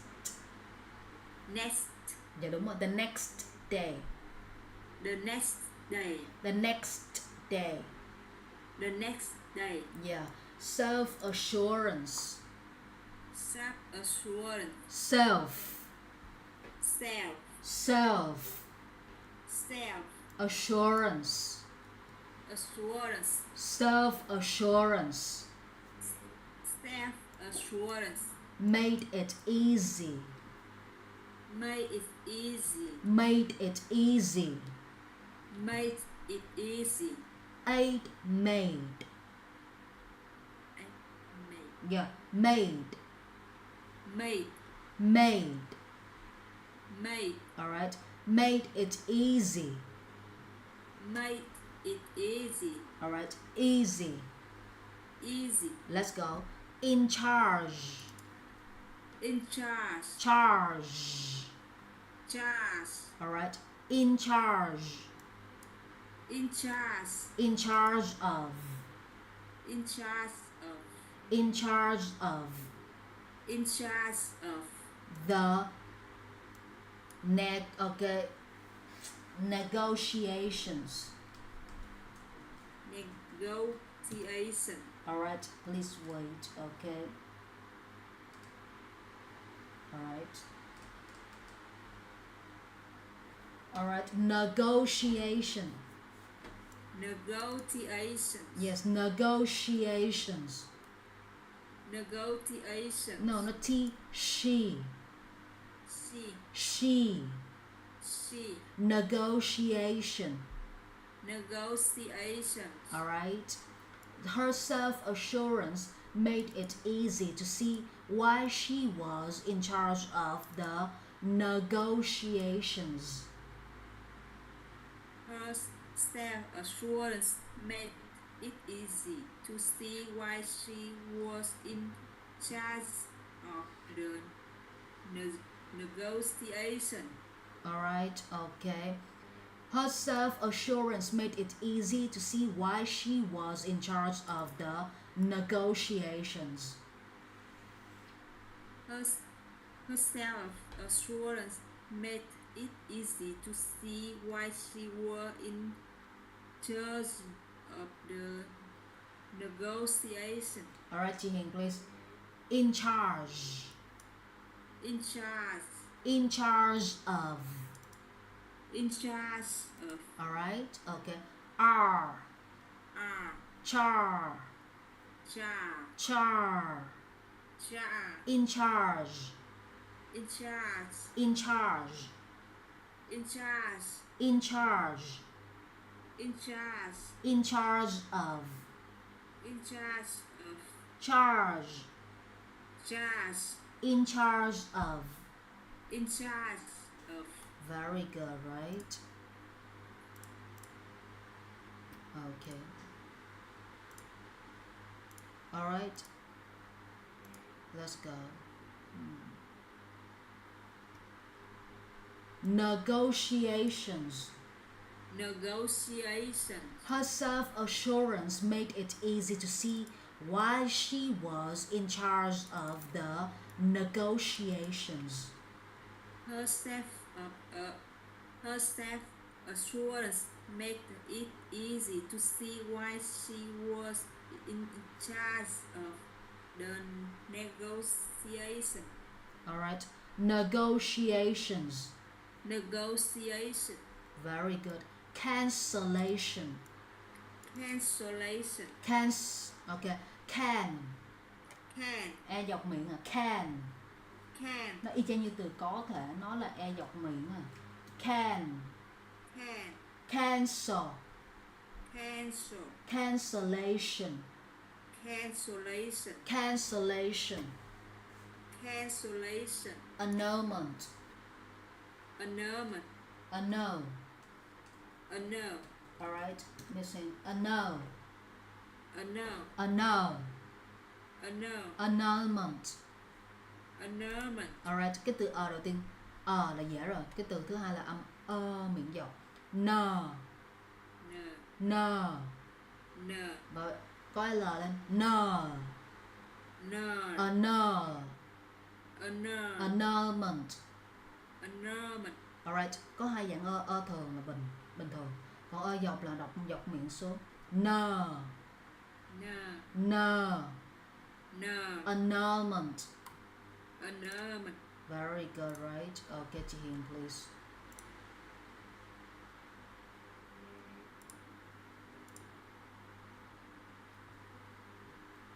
Cancellation, cancellation, annulment, annulment, stopping. stopping, The cancellation of her flight. the cancellation of her flight, Of. of, Alright, of là Việt Nam đọc như vậy. Là of. Không, đây là âm và v. Of. of, Of. The cancellation of her flight. the cancellation of her flight, Yes, the cancellation of her flight.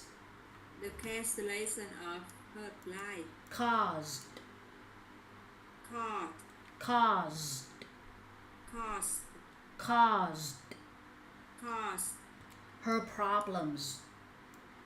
her problems, Her problems. her problem, The cancellation of her flight caused her problems. the cancellation of her flight caused her problems, Caused. caused, The cancellation of her flight caused her problems. the cancellation of her flight caused her problems For the rest of the week. for the brand of the week, Rest. rest, Rest. rest, The rest the rest of of the week. the week, The rest of the week. the rest of the week, The rest of the week. the rest of the week, Alright, the cancellation of her flight caused her problems. the cancellation of her flight caused her problems, Cancellation. cancellation, The cancellation. the cancellation, Not sun. Sun này là sun nặng nè. Sun. sin, Yes, sun. sin, The cancellation. the cancellation, The cancellation of her flight. the cancellation of her flight, The cancellation of her flight caused her problems. the cancellation of her flight caused her problems For the rest of the week. for the rest of the week, The cancellation clause. the cancellation clause, Clause. clause, Clause. clause, Cancellation. the cancellation clause Very good. Appears. appears, Một B thôi. Khi đọc một B, B này là appear. Còn đây là thôi. Appear. appears, Appears. appears, The cancellation clause appears.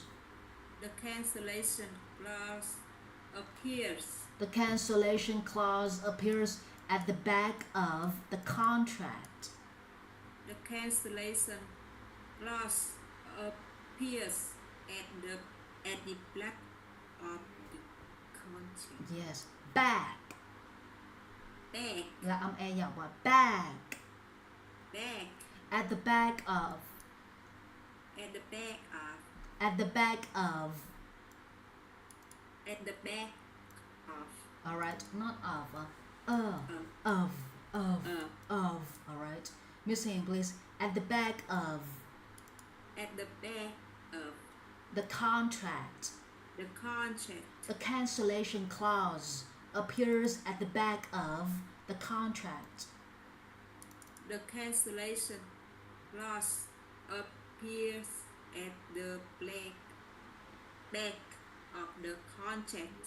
Very good. The cancellation clause appears at the back of the contract. The cancellation clause appears at the back of the contract. Very good. Contract. Contract. Alright? The cancellation of her flight caused her problems for the rest of the week. The cancellation of her flight caused her problems for the rest of the week. Very good. The cancellation of her flight caused her problems for the rest of the week. The cancellation of her flight caused her problems for the rest of the week. The cancellation clause appears at the back of the contract. The cancellation clause appears at the back of the contract. Yes, the cancellation clause appears at the back of the contract. The cancellation clause appears at the back of the contract. Determine. Determine. Determine. Determine. Determine. Determine. Alright, nó sẽ có n phía sau là determine. Determine. Yeah, determine. Determine. Very good. And determine. Determine. Determine. Determine. Very good, right? Okay.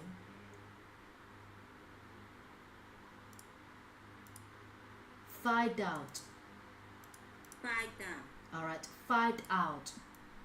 Find out. Influence. Influence. Influence. Influence. Influence. Influence. Influence. Influence. Influence. Influence. Alright. To influence. To influence. To find out. To find out. To influence. To influence. To find out. To find out. Determine. Determine. After. After. No. Af. Af. Very good. After. After. After. After. Nhẹ thôi. After reading the contract. After reading the contract. Yes. After reading the contract. After reading the contract. I was.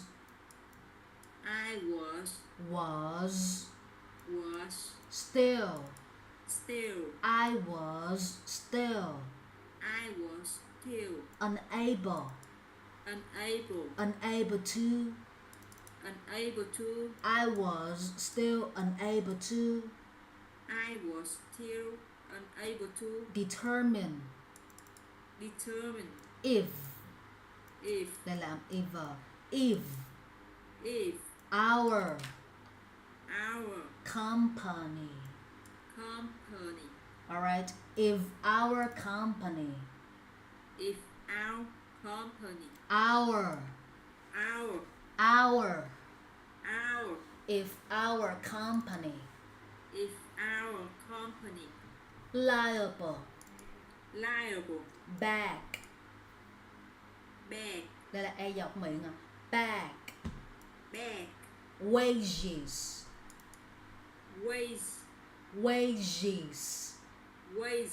Alright, ở đây nó có wage. Alright, và bây giờ nó thêm s vô. G's. G's. Wages. Wages. Wages. Wages. Wages. Wages. Bag. Bag. Bag. Bag. For. For. Liable. Liable. Was. Was. After reading the contract,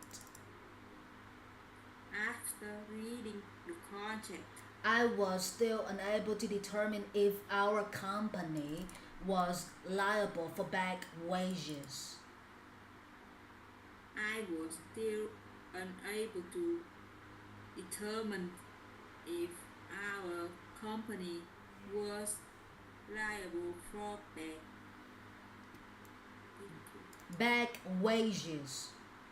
back wages. Back wages. Wages. Alright? Okay, chị Hiền, please. Back. Back. Back. Back. Wage. Wages. Wages. Wages. Wages. Wages. Alright? Và bây giờ nó thêm S vô là số nhiều, là nhiều lương bổng. Wages. Wages. Alright? G. G. G. G. G's. G's. G's. G's. Dạ đúng rồi, cái âm cuối là dễ nhất là âm Z. Còn G là G nặng. G's. G's. G's. G's. Back wages. Back wages. Back wages. Back wages. Very good. Alright.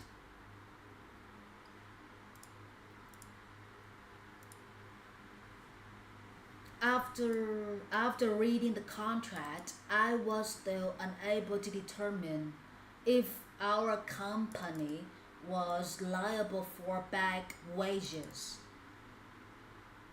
After reading the contract, I was still unable to determine if our company was liable for back wages. Very good.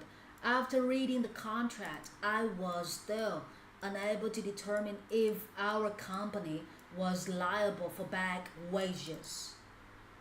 After reading the contract, I was still unable to determine if our company was liable for back wages.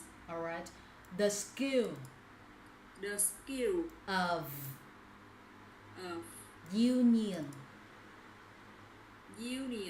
union Bargainers. bargainer. Alright. Here. Unions. Union. Alright. Rồi Việt Nam sẽ đọc là bargainer. Cái từ gần này là Việt Nam đọc, còn đọc là mình sẽ bỏ chữ đi, mình chỉ in thôi. Bargainers. Alright, the skill of the union bargainers. The skill of the union bargainers. The skill of the union bargainers. The skill of the union bargainers. Chị Hiền. Oh, alright, chị Hiền, please. Union. You. Nhi. Me. Union. Alright, union. Alright, nhi nhờ như vậy n. Union. Bargainer. Alright, bargainer. Union bargainer. Union bargainer. Alright, okay.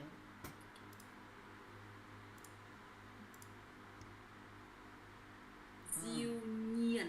Very good. Okay. Let's go. Okay, chị Hiền, please. Bargainer. Union. Union bargainer. Union bargainer. Very good. Union bargainers. Union bargainers. The skill of the union bargainers. The skill of the union bargainer Will determine. The skill of the union bargainers will determine. The skill of the union bargainer will determine. Very good. The skill of the union bargainers will determine. The skill of the union bargainers will determine whether the automotive, auto,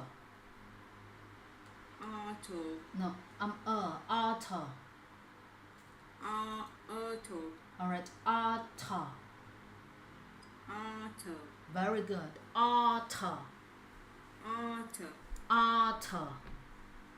đây là âm o, đây là âm automotive, very good, đánh âm mâu lên á, automotive, automotive automotive, automotive automotive, automotive automotive, automotive automotive, automotive whether whether the automotive whether the automotive automotive automotive automotive, automotive alright, whether the automotive whether the automotive plant, plant e dọc miệng xuống hả, plant, plant whether the automotive plant, whether the automotive plant whether the automotive plant whether the automotive plant will open next week, will open next week will open next week. will open next week. The skill of the union bargainers will determine whether the automotive plant will open next week. The skill of the union bargainers will determine whether the automotive plant will open next week. Very good. Open. Open. The skill of the union bargainers will determine whether the automotive plant will open next week. The skill of the union bargainers will determine whether the automotive plant will open next week. Very good. Automotive. Automotive. Automotive. Automotive. Determine. Determine. Bargainers. Bargainer. Union. Union. Determine. Determine. Whether the automotive the automotive the automotive mo mo alright, motive the automotive auto the automotive the automotive the automotive the automotive the automotive the automotive the automotive plant, the automotive plant alright, the automotive plant will open next week. The automotive plant will open next week. Alright, not open. Chị Hiền please. Open. Open. Very good. Open. Open. Open next week. Open next week. Alright, the skill of the union bargainers will determine whether the automotive plant will open next week. The skill of the union bargainer will determine whether the automotive plant will open next week. Very good, right? Open next week. Open next week. Open. Open. Open. Open. Open next week. Open next week. Next week. Next week. Open. Open. Very good, right? Ok, được rồi. Như vậy hôm nay mình tập nhẹ nhẹ khúc này thôi. Alright chị Hiền, thanks a lot for this class. Have a nice night. Bye bye. See you chị Hiền. Yeah, see you. Yeah. Recording Xong. Rồi mình đi nghỉ ngơi xíu đây. Ôi, trời, trời, trời.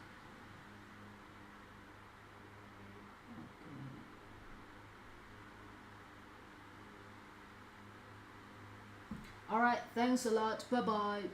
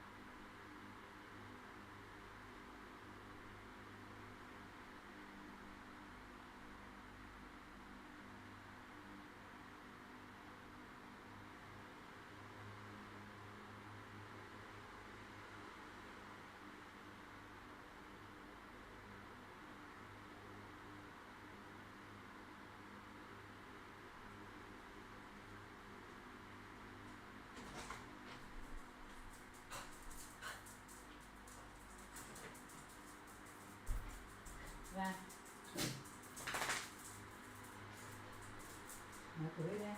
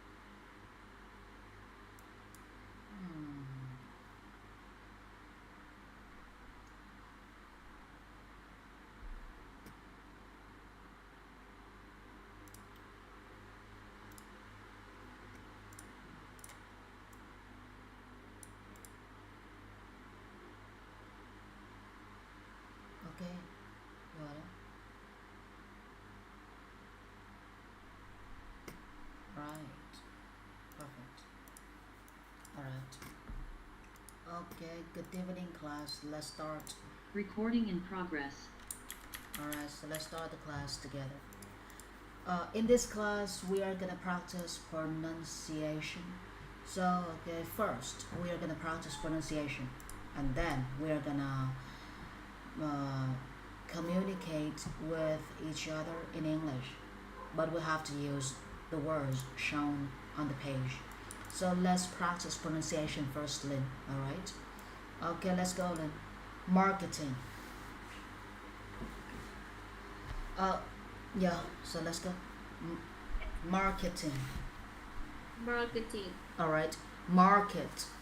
Market. Marketing. Marketing. Alright. Attract. Attract. Attract. Attract.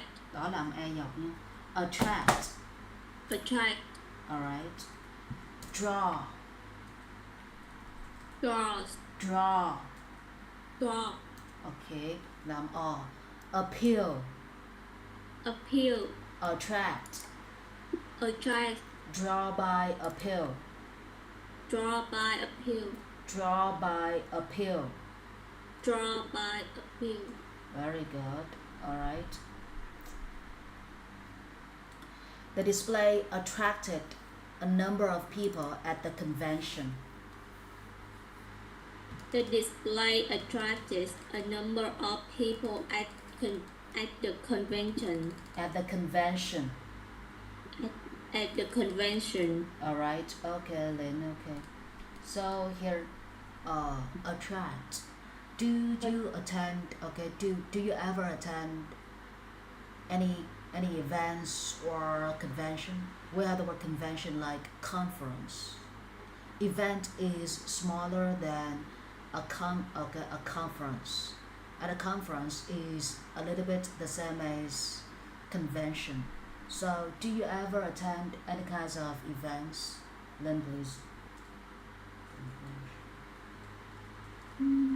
Yeah, please think about the events the events organized by your company, or the event set up by your school. Think about your university years. When you study at your university, do you attend any kinds of events? Events. We have the word like event. So do you ever attend any events, Lynn? Alright. We have the word event, that is sự kiện in English.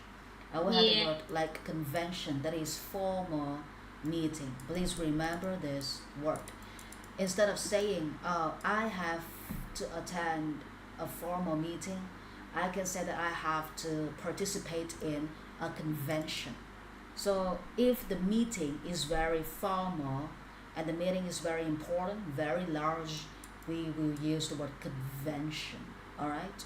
So do you ever attend any events from your company? Yeah, party. A party, alright. And what do they celebrate, and why do they organize a party in your company? What do they celebrate, and why do they organize a party in your company? Celebrate. Oh, we have the word like this, Lynn. Okay, celebrate.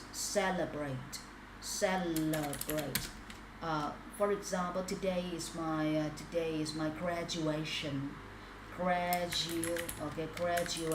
date, and I'm gonna set up a small party because I want to celebrate my graduation. So you say that your company sets up a small party. So can you share with me the reason why they set up a party, and what do they celebrate? Lynn, please. What do they celebrate?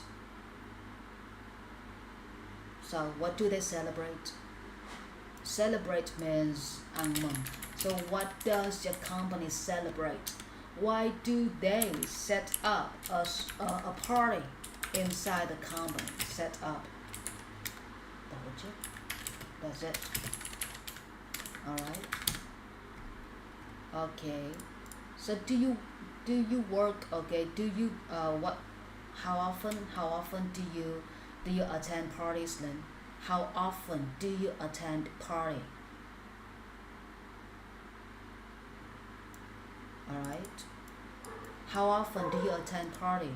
Can you hear me, Lynn? Yes. Yeah, how often do you attend parties? Yeah, we have a question like this. Once we say how often, it means bao nhiêu lần. Bao lâu thì người ta sẽ hỏi là how long, alright? How long được gọi là bao lâu. Còn bao nhiêu lần thì người ta sẽ dùng từ là how often, alright? Bao lâu. Alright, so here họ tổ chức, ok, công ty của tôi tổ chức cái bữa tiệc. Tại vì chúng tôi thường ăn mừng doanh thu. Thì mình nói như thế nào trong tiếng Anh? Công ty của chúng tôi thường tổ chức các buổi tiệc. English please. My company usually Alright. organize the party. Alright, very good. Chúng tôi thường ăn mừng ok doanh thu. Thì doanh thu là gì? What is doanh thu in English then? Đây là số 1 nhé. Doanh thu. Doanh thu thì mình đang có cái từ được gọi là sales. Còn mà thu nhập thì mình sẽ có cái từ được gọi là income. Alright, income. Chúng tôi buôn bán hàng hóa và tháng này cái doanh thu của công ty tăng lên cho nên chúng tôi tổ chức bữa tiệc để ăn mừng doanh thu. Như vậy chúng tôi buôn bán hàng hóa thì em nhớ đến cái từ buôn bán là gì không? Sale. Alright. Nếu mà nó có buôn mà có bán có nghĩa là mua đi và bán lại. Thì lúc này mình hãy nhớ đến từ được gọi là trade. Purchase. We don't have đọc là purchase để đọc theo kiểu Việt Nam. Mà đọc đúng là kiểu là purchase. Tại vì tiếng Anh của Việt Nam nó đang tạo ra một cái trend được gọi là học tiếng Anh theo kiểu của người Việt. Thì lúc đó là mình sẽ bị lạc hết toàn bộ phát âm và sai hết ngữ pháp nhé. Purchase. Đây là nó sẽ có hai âm mình sẽ ghi như thế nào? Alright. Purchase, alright. Thì nó sẽ bằng nghĩa với từ buy trong tiếng Anh có nghĩa là mua. Còn buôn bán có nghĩa là tôi mua rồi sau đó tôi bán, ok, thì người ta sẽ buy và sell trong tiếng Anh, alright. Rồi. Tôi buôn bán hàng hóa. English please. Tôi buôn bán hàng hóa, lên please. I trade Hàng hóa trong tiếng Anh. Cái từ order. Order, no. Product, that is sản phẩm, that is product. Còn goods, chính xác. Goods được gọi là hàng hóa, nhưng mà hàng hóa kiểu trong công ty. Còn mà hàng hóa, ok, thì người ta sẽ do cái từ mà của tiếng Anh thương mại được gọi là commodities.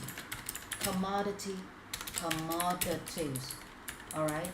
Rồi chúng tôi buôn bán hàng hóa và tháng này cái doanh thu của chúng tôi tăng lên. English please lên. I trade the commodity. Alright. Alright. Và tháng này cái doanh thu của tôi tăng lên. And this month is. Yes, tháng này doanh thu của tôi tăng lên. Yeah, this month doanh thu của tôi. Doanh thu của tôi. Yes, tăng lên. Income. No. Yeah, tăng và giảm trong tiếng Anh. Up, no. Nếu mình dùng cái từ up là nó chỉ có nghĩa là cái hướng lên thôi, nó chưa có một cái hành động vô trong. Cái hướng trong người tiếng Anh thì nó sẽ phân biệt giống như tiếng Việt. Hành động là làm bằng tay bằng chân, còn cái hướng là nó chỉ cho mình biết là trên cái la bàn á, trên cái compass đó là nó theo hướng đông tây nam bắc hay sao thôi.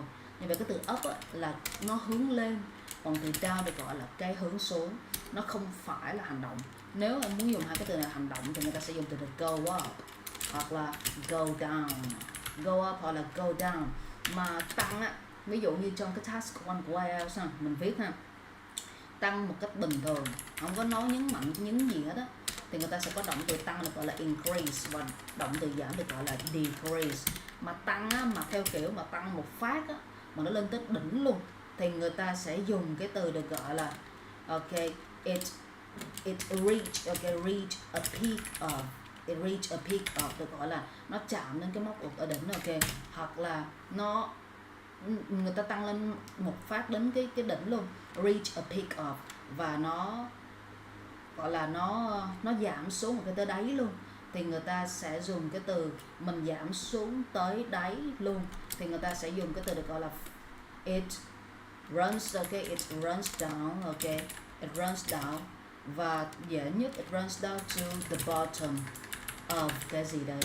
Alright, và bây giờ thì mình sẽ lắp ráp hai cái từ này trước ha. Tăng và giảm, rồi tăng đột ngột là khác, mà giảm đột ngột là khác. Tăng lên đỉnh, tăng một cái dèo lên đỉnh luôn, rồi giảm một cái dèo xuống đáy luôn là khác nữa. Rồi tăng giảm nè, rồi tăng đột ngột. Tăng đột ngột thì mình đang có tăng đột ngột và tăng lên là rocket, còn giảm đột ngột mà giảm mà cắm đầu xuống luôn á là it soar. Ok, đây là những cái từ mà mình thường hay dùng nói đời thường, khi mà coi thời sự nhiều thì nó sẽ ra những cái từ này. Ok, so here let's go lên. Doanh thu, ok, doanh thu của công ty, doanh thu của doanh nghiệp của chúng tôi tăng lên trong tháng này. Thì cái từ doanh nghiệp nó sẽ nghe hay hơn từ công ty. Thì doanh nghiệp là gì đó? What is doanh nghiệp in English? Business. No, doanh nghiệp là cái tên mà gọi cho giống như đa cấp á. Ở Việt Nam mình giờ không biết xài từ gì, giống như là văn phòng mở ra xong lên công ty có nhiều chi nhánh xong nó tạo ra doanh nghiệp. Thì ở Việt Nam mình không biết là doanh nghiệp là thiệt hay là giả, nhưng mà trong nước ngoài thì người ta sẽ dùng cái từ doanh nghiệp chuẩn, người ta được gọi là enterprise. Một khi muốn trở thành một cái enterprise là một cái công ty đó nó có rất là nhiều công ty con, thì lúc đó người ta sẽ gọi là một cái doanh nghiệp lớn, ok, an enterprise, alright. Còn Việt Nam thì lúc thì nó gọi công ty nó gọi cái gì cũng được hết đó, nó không có một cái quy mô rõ rệt. Thì lúc đó thì mình đang học cái tiếng Anh thương mại thì mình học nó theo cái gốc của bên một chuẩn của tiếng Anh, thì trước khi lên doanh nghiệp thì nó sẽ trở thành công ty, nó phải là công ty. Mà trước khi là công ty mà nghèo quá thì mở văn phòng, mà trước khi là văn phòng mà chưa có vốn liếng nữa thì người ta sẽ mở ra một cái cửa hàng nhỏ. Thì đây là cái khối lượng từ vựng, a shop, an office, a company. Rồi ở đây ha, tôi mở một cái cửa hàng, ok, và tháng này doanh thu của cửa hàng tôi tăng lên. English please. Can you say again? Yes, tôi mở cửa hàng. How did you say tôi mở một cái cửa hàng? I open the store. Alright. Và tháng này doanh thu của tôi tăng lên. And my sales và tháng này doanh thu của tôi tăng lên. It increased this month. And my sales, okay, and my sales is increased this month. Increase is an action verb. Is, that is to be in English. We have a notice, a very big notice here is, we cannot use to be with an action verb then. Once you use to be, you have to use verb in. Like, what are you doing now? You are studying, alright? Khi mình dùng to be thì đằng sau phải là động từ tại mình, nếu nó đang xảy ra. Rồi cái thứ hai, dùng to be là người ta sẽ nhớ đến là động từ verb by đi. Nếu nói về bị động trong tiếng Anh thì nó có hai dạng động từ đứng sau to be. Chứ to be không bao giờ đi chung với động từ nguyên mẫu, không có cái kiểu đó. Như vậy ở đây doanh thu của tôi tăng lên thì em nói như thế nào? Cái từ tăng lên đó bản thân của nó được gọi là action verb, là verb rồi. Như vậy doanh thu của tôi tăng lên. How do you put this in English lên? My sale increase. Alright, my sales increase, very good. Doanh thu của tôi tăng đáng kể. Tại vì có một số từ động từ á, my sales increase, mình đọc mình thấy khẩn đúng không? Tại vì nó cần thêm một cái từ bỏ vào để cho cái câu của mình nó đơn hoa kết trái, rồi cái câu của mình nó rõ về mặt nghĩa hơn. Tăng là tăng như thế nào? Tăng nhanh, tăng chậm, tăng vừa, tăng đáng kể hay sao? Như vậy mình đang có một cái từ đáng kể là đây. Tăng, ok, có cái mức độ tăng thì đây nó sẽ có một cái khối lượng từ để miêu tả cái cảm xúc ha. Cái feelings mình hay gọi là cái feelings của cái verb, muốn diễn tả cái cảm xúc, ok, thì ở đây mình đang có cái từ đáng kể thì em nhớ đến từ significant. Còn tương đối là gì? Nó tương đối thôi, tăng tương đối thôi, thì người ta hay dùng từ tương đối, người ta sẽ dùng từ chữ người ta sẽ dùng chữ slide. Đây là tính từ ha. Em muốn xài động từ với tính từ thì tính từ phải thêm cái gì lên? Muốn diễn tả cái động từ nó như thế nào, giống như muốn diễn tả cái hành động này nó mang lại cái cảm xúc gì cho người nghe hoặc là cái người nói, thì khi mà mình diễn tả hành động á, thì mình phải sử dụng, nói về cảm xúc là phải sử dụng tính từ. Và bây giờ muốn nói cái hành động mình nó mang lại cái cảm xúc gì thì người ta sẽ nhớ đến tính từ thêm ly. Alright, rồi tương đối được gọi là slide. Như vậy doanh thu của tôi tăng đáng kể. English please.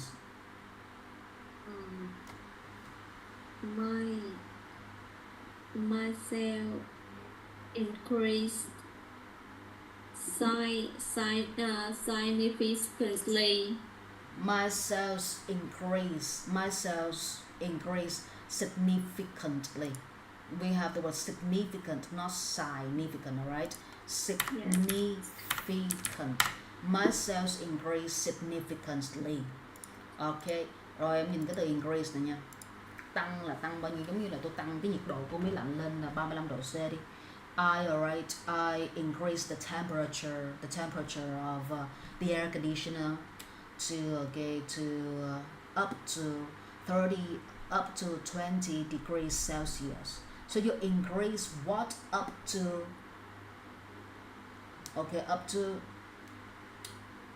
degrees, up to what? So once you use an action verb, you need to show people the numbers, the levels. Khi mình dùng động từ mình phải cho người ta thấy được cái cấp độ hoặc là cái con số cụ thể. Cho nên thì có một số động từ đó, mình dò trong từ điển đó, tự nhiên nó ghi là trend. Ok, có nghĩa là transitive verb, có nghĩa là đằng sau cái động từ đó nó phải có cái gì thì câu nó mới rõ nghĩa.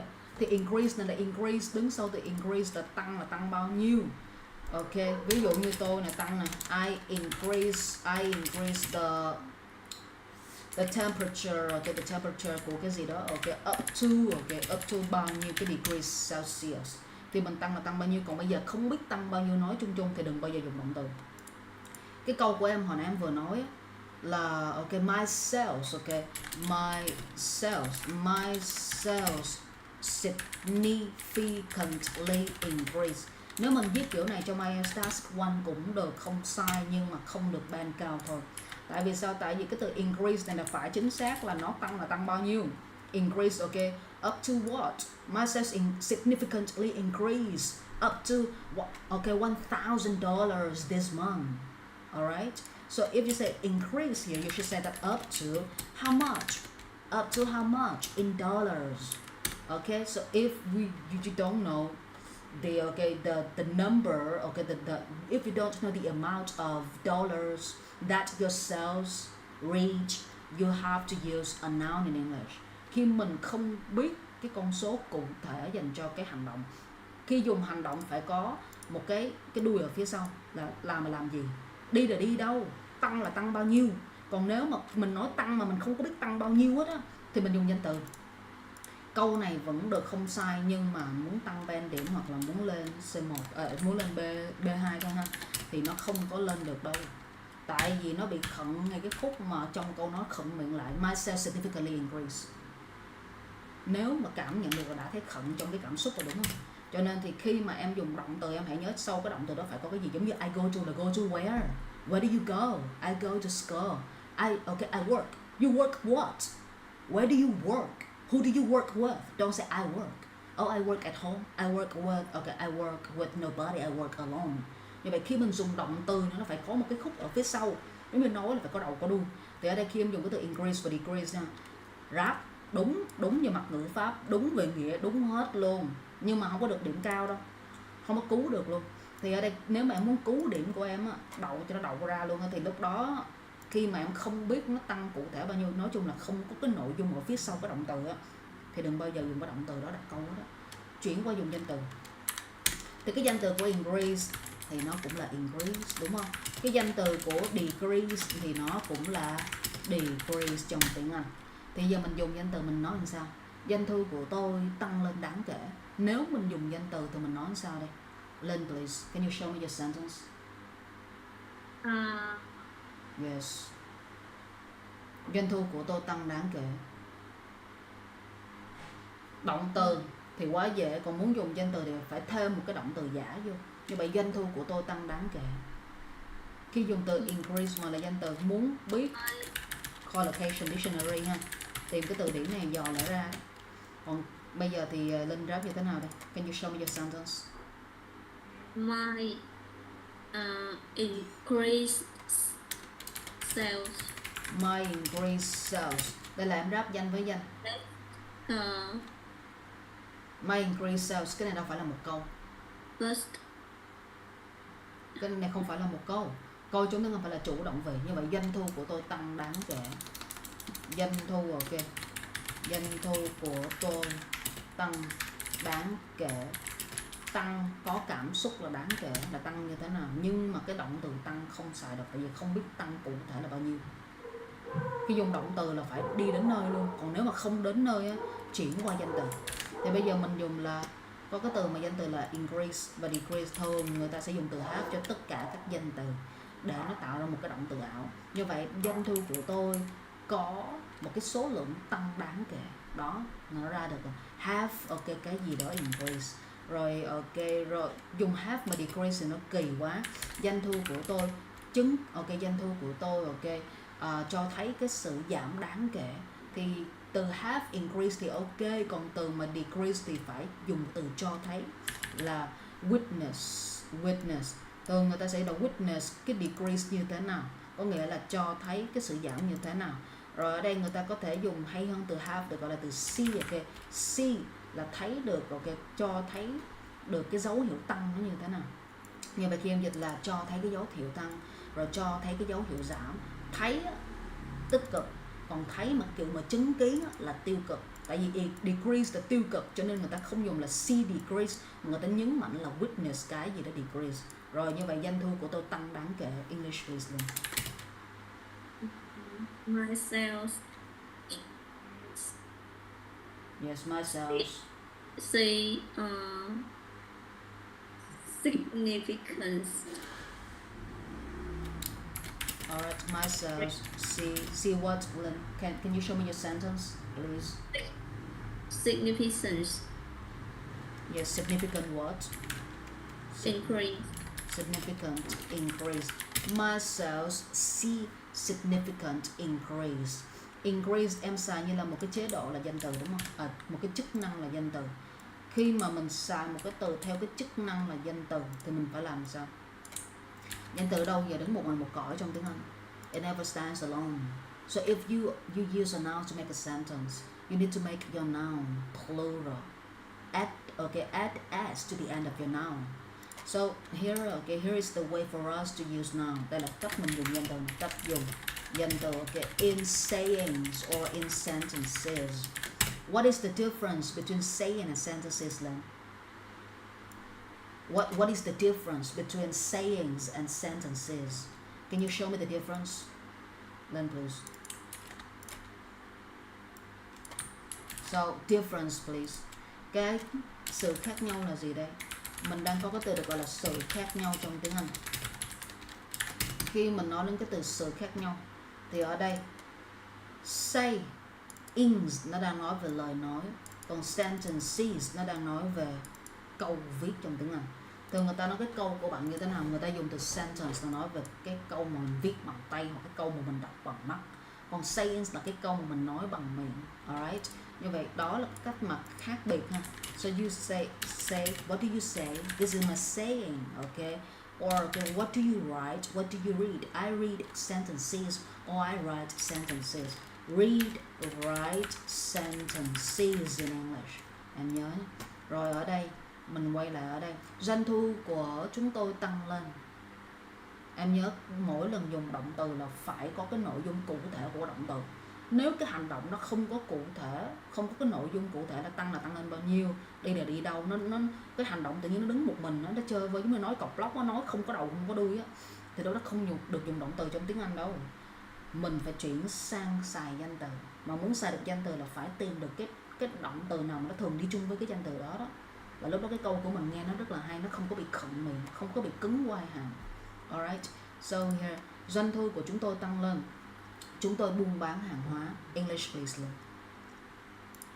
Đây, có lượng hàng hóa đây. Doanh thu của chúng tôi tăng lên. Chúng tôi buôn bán hàng hóa. How do you put this in English? Lên please. My salary Doanh thu của chúng tôi tăng lên. See như thế nào? our sales in Yes. have increased. Alright, một là see increase, see cái gì đó increase, hai là have cái gì đó increase. See ok là thấy, cho thấy ok, cái doanh thu cho thấy cái sự tăng lên. Thì khi mà em dùng danh từ thì em nhớ em thêm s vào danh từ. Danh từ không đứng một mình được. Muốn đứng một mình nó phải là danh từ không đếm được. Còn nếu mà nó đếm được thì một là xác định là một cái hay là số nhiều. Người ta nói Việt Nam hay nói bâng quơ, cho nên thì khi nói mà nói chung chung danh từ luôn luôn là số nhiều. Thì nước ngoài khi mà người ta nói chuyện lúc nào người ta cũng có hơi gió ở phía sau, có đánh quá trời hơi gió ở phía sau, là tại vì người ta theo cấu trúc ngữ pháp người ta mới có hơi gió, là tất cả các danh từ phải là số nhiều khi nói, còn nếu mà nó không phải là số nhiều thì nó phải là danh từ không đếm được. Và trường hợp cuối cùng là có ẩn hoặc cụ thể là bao nhiêu cái. Nó chỉ có 3 trường hợp vậy thôi. Như vậy, doanh thu của chúng tôi tháng này tăng lên. English please. Yeah, doanh thu của chúng tôi tháng này tăng lên. How do you say this in English luôn? Rap vô thôi. This month, my sales have increased. Alright, this month, okay, my sales have increased. This month, alright, if you say so, I'm gonna write like this. This month, my sales have increased. Danh từ đây, increase là danh từ mà nó đứng mình, danh từ số nhiều. Danh từ số nhiều khi đứng một mình, khi nói khi viết luôn luôn làm vậy. Và khi mà làm bài TOEIC á, nó sẽ ra một số câu trong cái khúc mà kiểm tra ngữ pháp á, nó để danh từ đứng mình, xong nó hỏi là cái đó câu đó là sai hay đúng, rồi mình chọn là cái đáp án đúng. Thì danh từ đúng một mình luôn sai. Còn nếu mà nó không sai là tại vì nó không đến được, nó mới có quyền không sai. Ok, my sales have increases. Câu này có sự tăng lên, mà sự tăng lên như thế nào? Khi một động từ đi chung với một cái danh từ mà nó không có cái cảm xúc ở giữa, nghe nó rất là kỳ cục. Thì đây người ta sẽ chuyển thành là my sales have. Mà dùng từ have, hồi nãy mình chỉnh rồi, dùng từ have nó nghe nó không có bật ra được cái nghĩa là nó tăng lên bao nhiêu. Thì lúc đó mình hãy nhớ là see trong tiếng Anh. My sales see, alright, all my sales show, all my sales demonstrate. Cái tăng lên như thế nào? Tăng lên một cách đáng kể, significant, alright, hoặc là tăng lên một cách lớn, ok, big, okay, increases. Đó, từ từ bắt đầu mình ráp vô ha. Rồi ở đây là trước khi ráp thì mình nghĩ rằng là phải luyện cái phát âm, tại vì em đang bị khựng phát âm nhiều quá. Alright, Lynn please. Celebrate. Celebrate. Celebrate. Celebrate. Set up.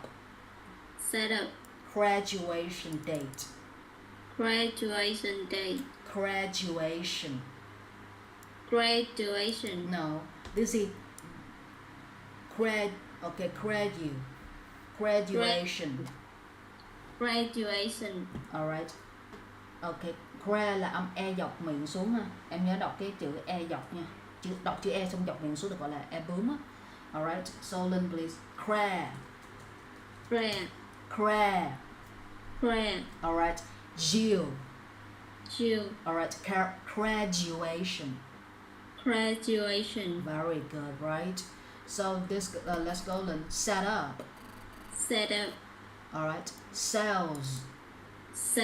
Income. Trade. Purchase. Buy. Product. Goes. Đây là âm u, mà u của tiếng Việt.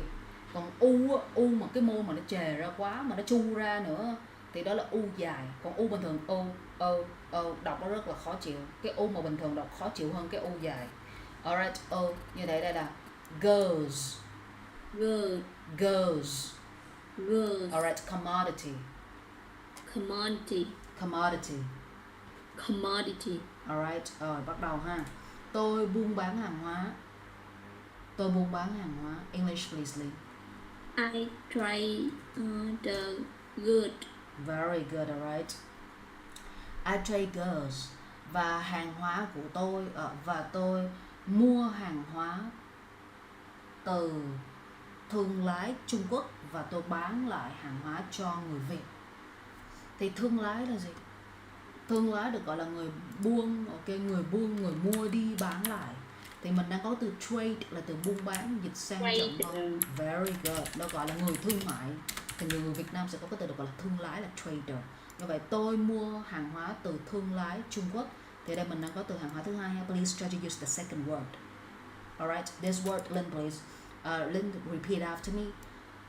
Commodity. Commodity. O-E, alright. Commodity. Commodity. Commodities. Commodity. Product. Product. Goes. Goes. Up. Up. Down. Down. Go up. Go up. Go down. Go down. Alright. Ok, tôi làm việc trong ngành dịch vụ. Tôi không làm việc trong ngành sản xuất. Tôi buôn bán hàng hóa. English please, Lynn. Tôi làm việc trong ngành dịch vụ. You already studied the word dịch vụ, right?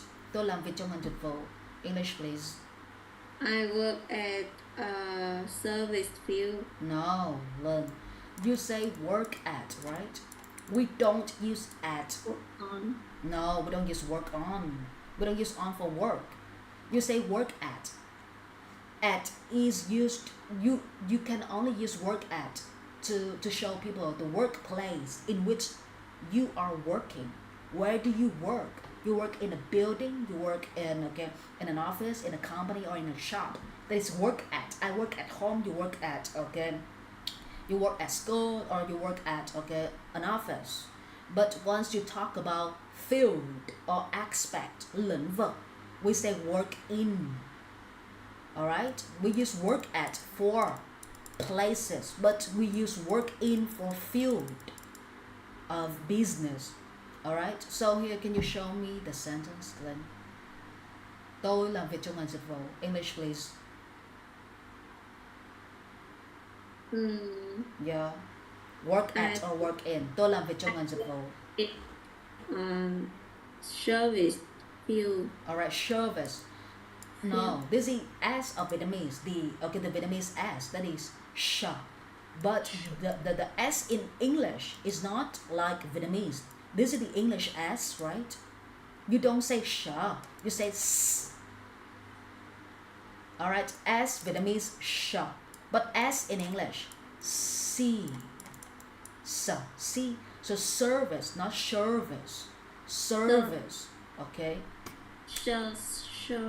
Very good, right? Tôi buôn bán hàng hóa. Tôi mua hàng hóa từ thương lái Trung Quốc. English please. I trade goods and I buy the goods from Thương lái Trung Quốc à? from the China. Thương lái, người mua đi bán lại. Yeah, from the China trader.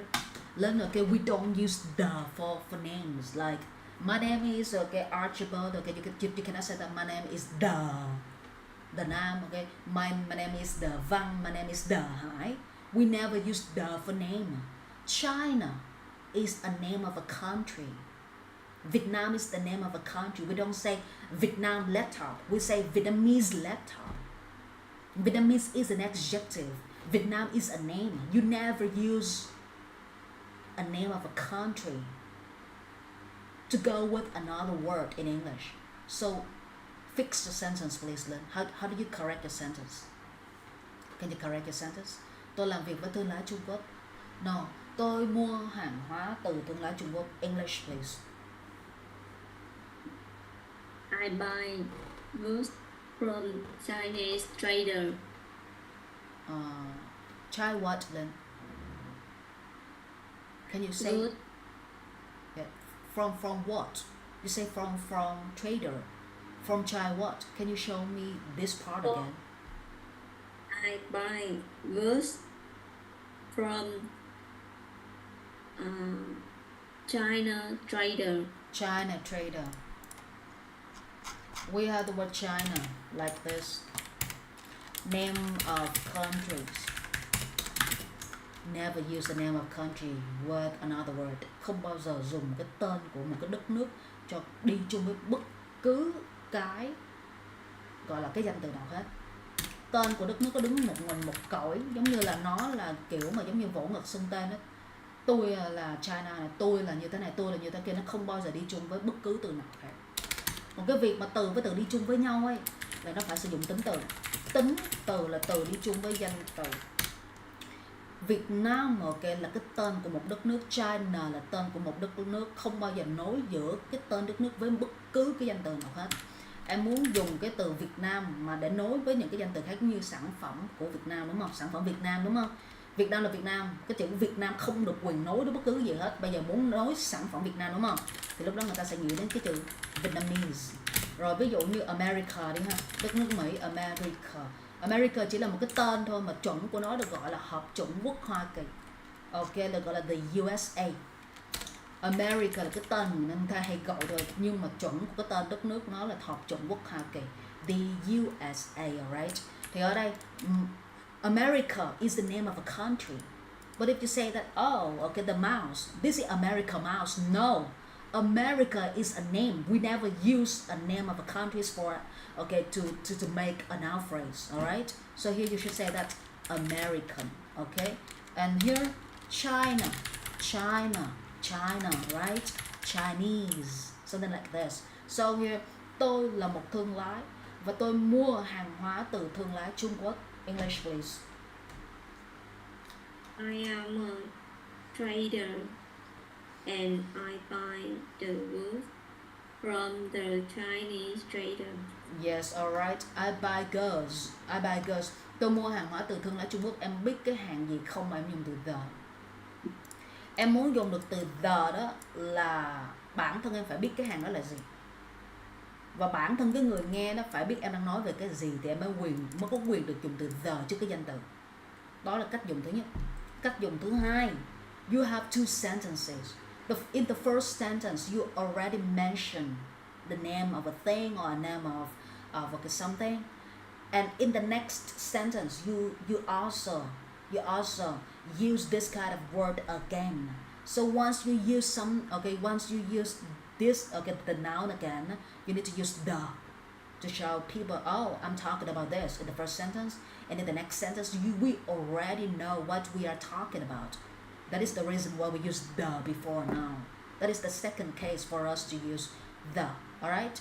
Như vậy hãy nhớ nha. The đầu tiên. Cách dùng the đầu tiên là gì? Between me and you, we know what we are talking about. I know what you are talking about, and you also know what I think. So that is the reason why we use the. Giữa hai người nói và người nghe biết mình đang nói về cái gì thì người ta sẽ dùng từ the. Giống như, oh, I'm talking about that. Okay, I'm talking about the man. I'm talking about the man. Do you know, okay, who the man is? Tôi đang nói về một người đàn ông. Mình nói chung chung, mình không muốn người ta nghe, mà giữa hai người đó biết thì người ta mới dùng từ the. Giữa người nghe và người nói biết mới dùng từ the. Đó là cách thứ nhất. Cách thứ hai, cách thứ nhất đó là còn đâu nó nói lấp liếm á, giống như có kẻ thứ ba sắp sửa chen vào, kẻ thứ tư, kẻ thứ năm á. Nhưng mình không muốn 3, 4, 5, 6, 7 mấy ông nội đó không muốn ai biết hết á. Giữa hai người biết với nhau thôi. Thì lúc đó thay vì mình kêu cái tên luôn, let's talk about Jack, nhưng mà mình không có đề cập đến cái tên, mình nói hello Linh, okay, let's talk about the man.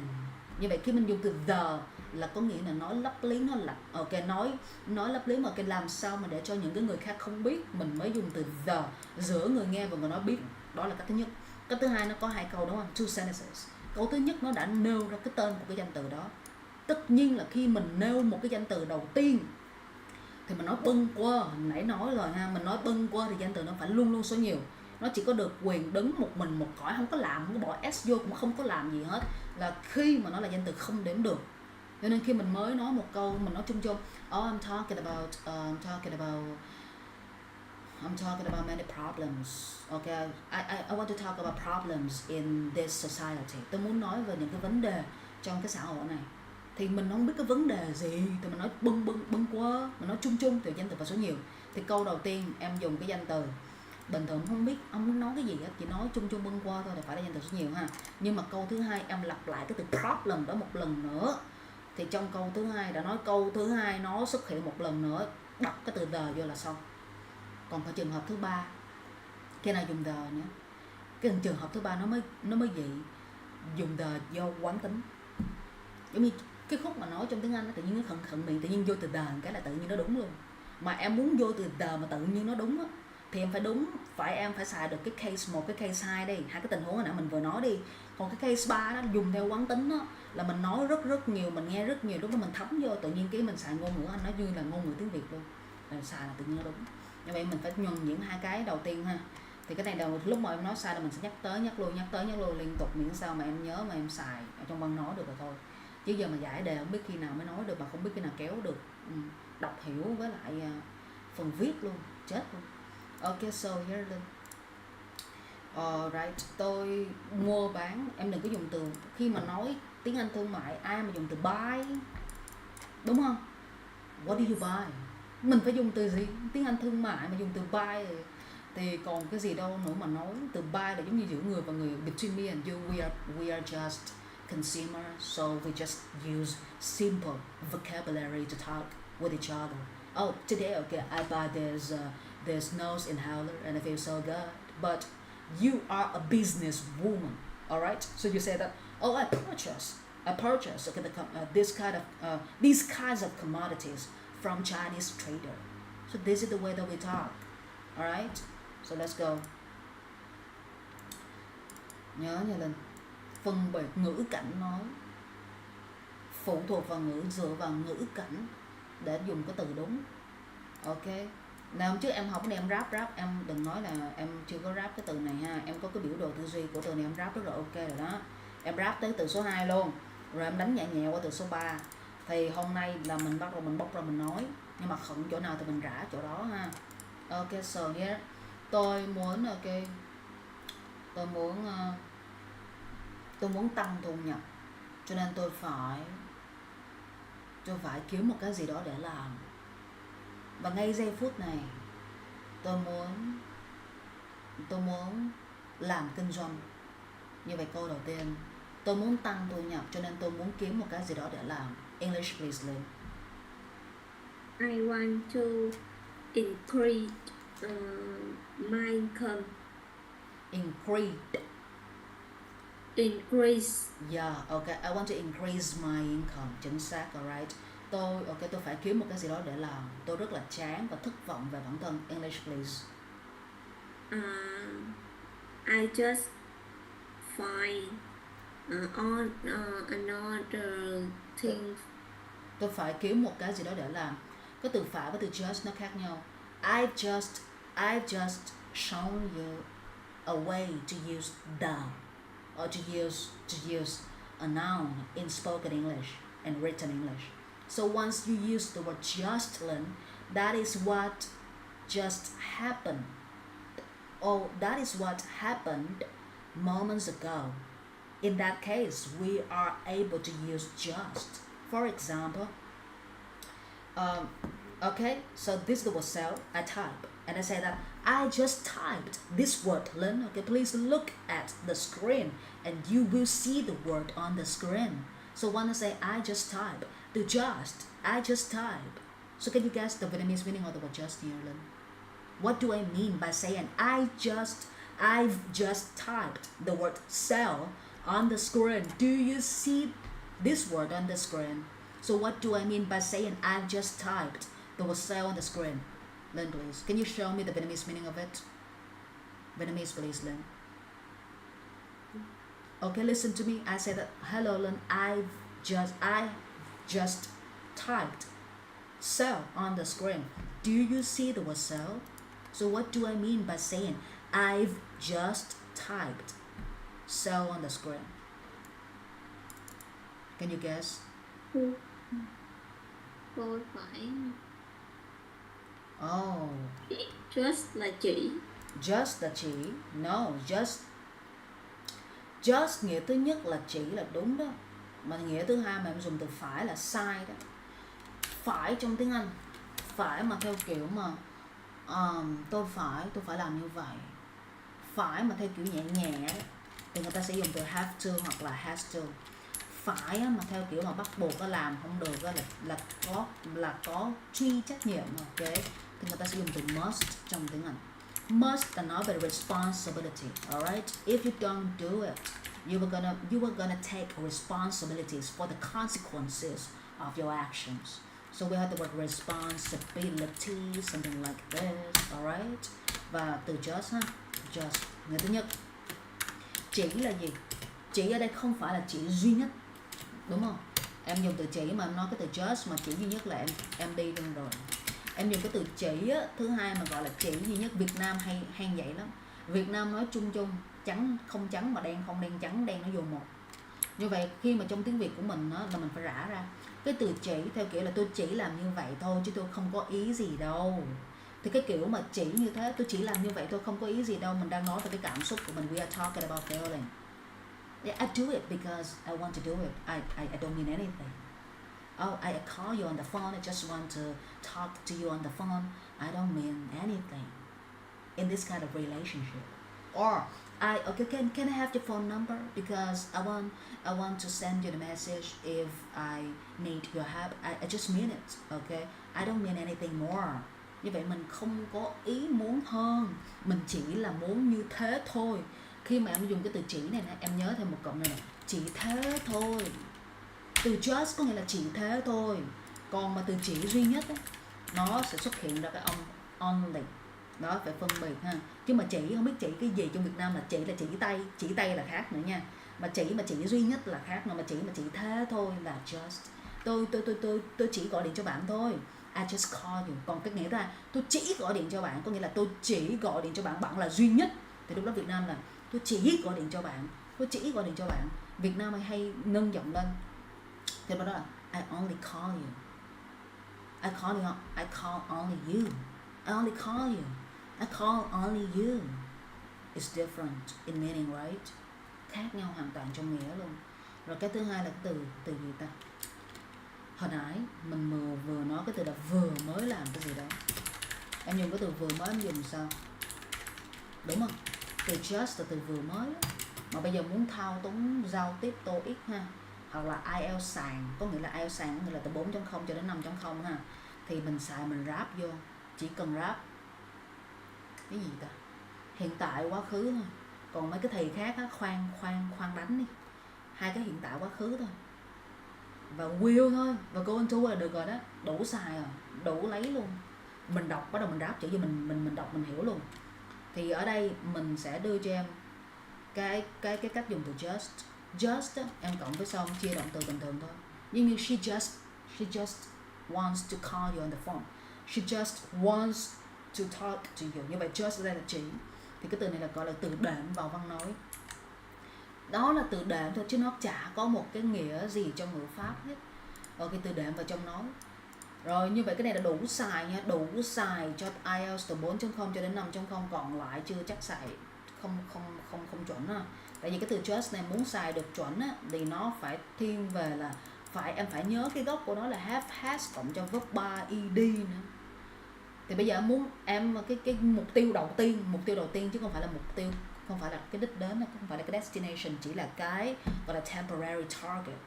That is IELTS 4 to 5.5, right?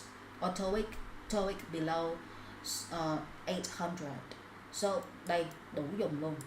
Đó, bây giờ mình sẽ từ đây mình sẽ thao túng cái từ vựng là ráp vào cái phân khúc đủ dùng để đủ ra bằng, sau đó bắt đầu em đánh lên thêm mấy cái điểm, chứ bây giờ tự nhiên em bị loạn rồi, anh nó bị loạn á, mà bây giờ kéo lên nữa là kéo mà chưa có lấy được từ vựng giao tiếp mà bị loạn về phát âm rồi bị loạn tùm lum luôn là chết tới lên. Cho nên thì mỗi lần nè, cái này hôm trước là mình ráp rất là thành công nè, ráp đúng thành công luôn. Anh mở cái Google Drive của em ra đó, nó có lưu từng ngày từng tháng cái gì đấy, từng ca đó, trong đó là em ráp ca này trời cực kỳ chuẩn nha, rất là thành công. Nhưng mà hôm nay tự nhiên không hiểu sao mà tự nhiên cái văn nói nó kỳ phát âm cũng không được, mà ráp câu có sai ngữ pháp nhiều quá. Rồi còn mà mình hỏi mà tự nhiên không, cái trả lời không đúng luôn. Đó là em coi lại nha Linh, em coi lại. Yeah. Ok, hơi kinh khủng ha. Rồi, hồi nãy mình bắt đầu vào lúc 10 giờ 20 thì mình kết thúc 11 giờ 20 nha Linh. Yeah. Dạ rồi, bây giờ thì mình đợi. Take a picture. Alright, Lynn, please try to revise your lesson because tomorrow we have classes together, right? Yes. And tomorrow, Lynn, okay, we need to study 2 hours together. But if you study too much in 1 hour and I feel that you are really tired or you are exhausted, I'm gonna cancel the second class, because if you feel so tired of knowledge consumption, I have to cancel the second class. Alright? So tomorrow, if you study well and you remember all the words that we studied together, and you still feel very energetic, you don't feel exhausted, we will continue to study in the second class. But if you feel so tired and you lose control of your emotions, we are gonna have to cancel the classes. Okay, the second class specifically. Alright? So thanks a lot for this class, Len. See you tomorrow at 8:15 or at 8:15. Okay, Len. Alright. Good night, Len. See you. Bye bye. Yeah, bye bye. Ciao. Yes. Recording stop. Sao? Quá là yếu.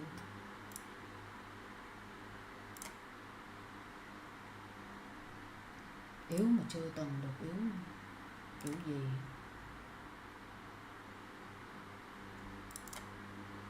Mấy này mình đi nhiều quá, mình không có live thường xuyên đấy các bạn. Nhưng mà ngày mai cho đi là bắt đầu mình cố gắng live thường xuyên. Thường thì mình live từ sáng luôn các bạn, từ 9 giờ sáng ha, 9 giờ sáng cho đến 11 giờ đêm. Nhưng mà mấy tuần này là không có, tuần này thôi là không có live, tại vì đi đưa mấy bạn đi ra sân bay á, rồi đưa mấy bạn đi thi visa này nọ, cho nên thì mình nghĩ tuần này. Rồi cái cô này có học cái gì ta, để mình lưu bài cái unit 2. Ok.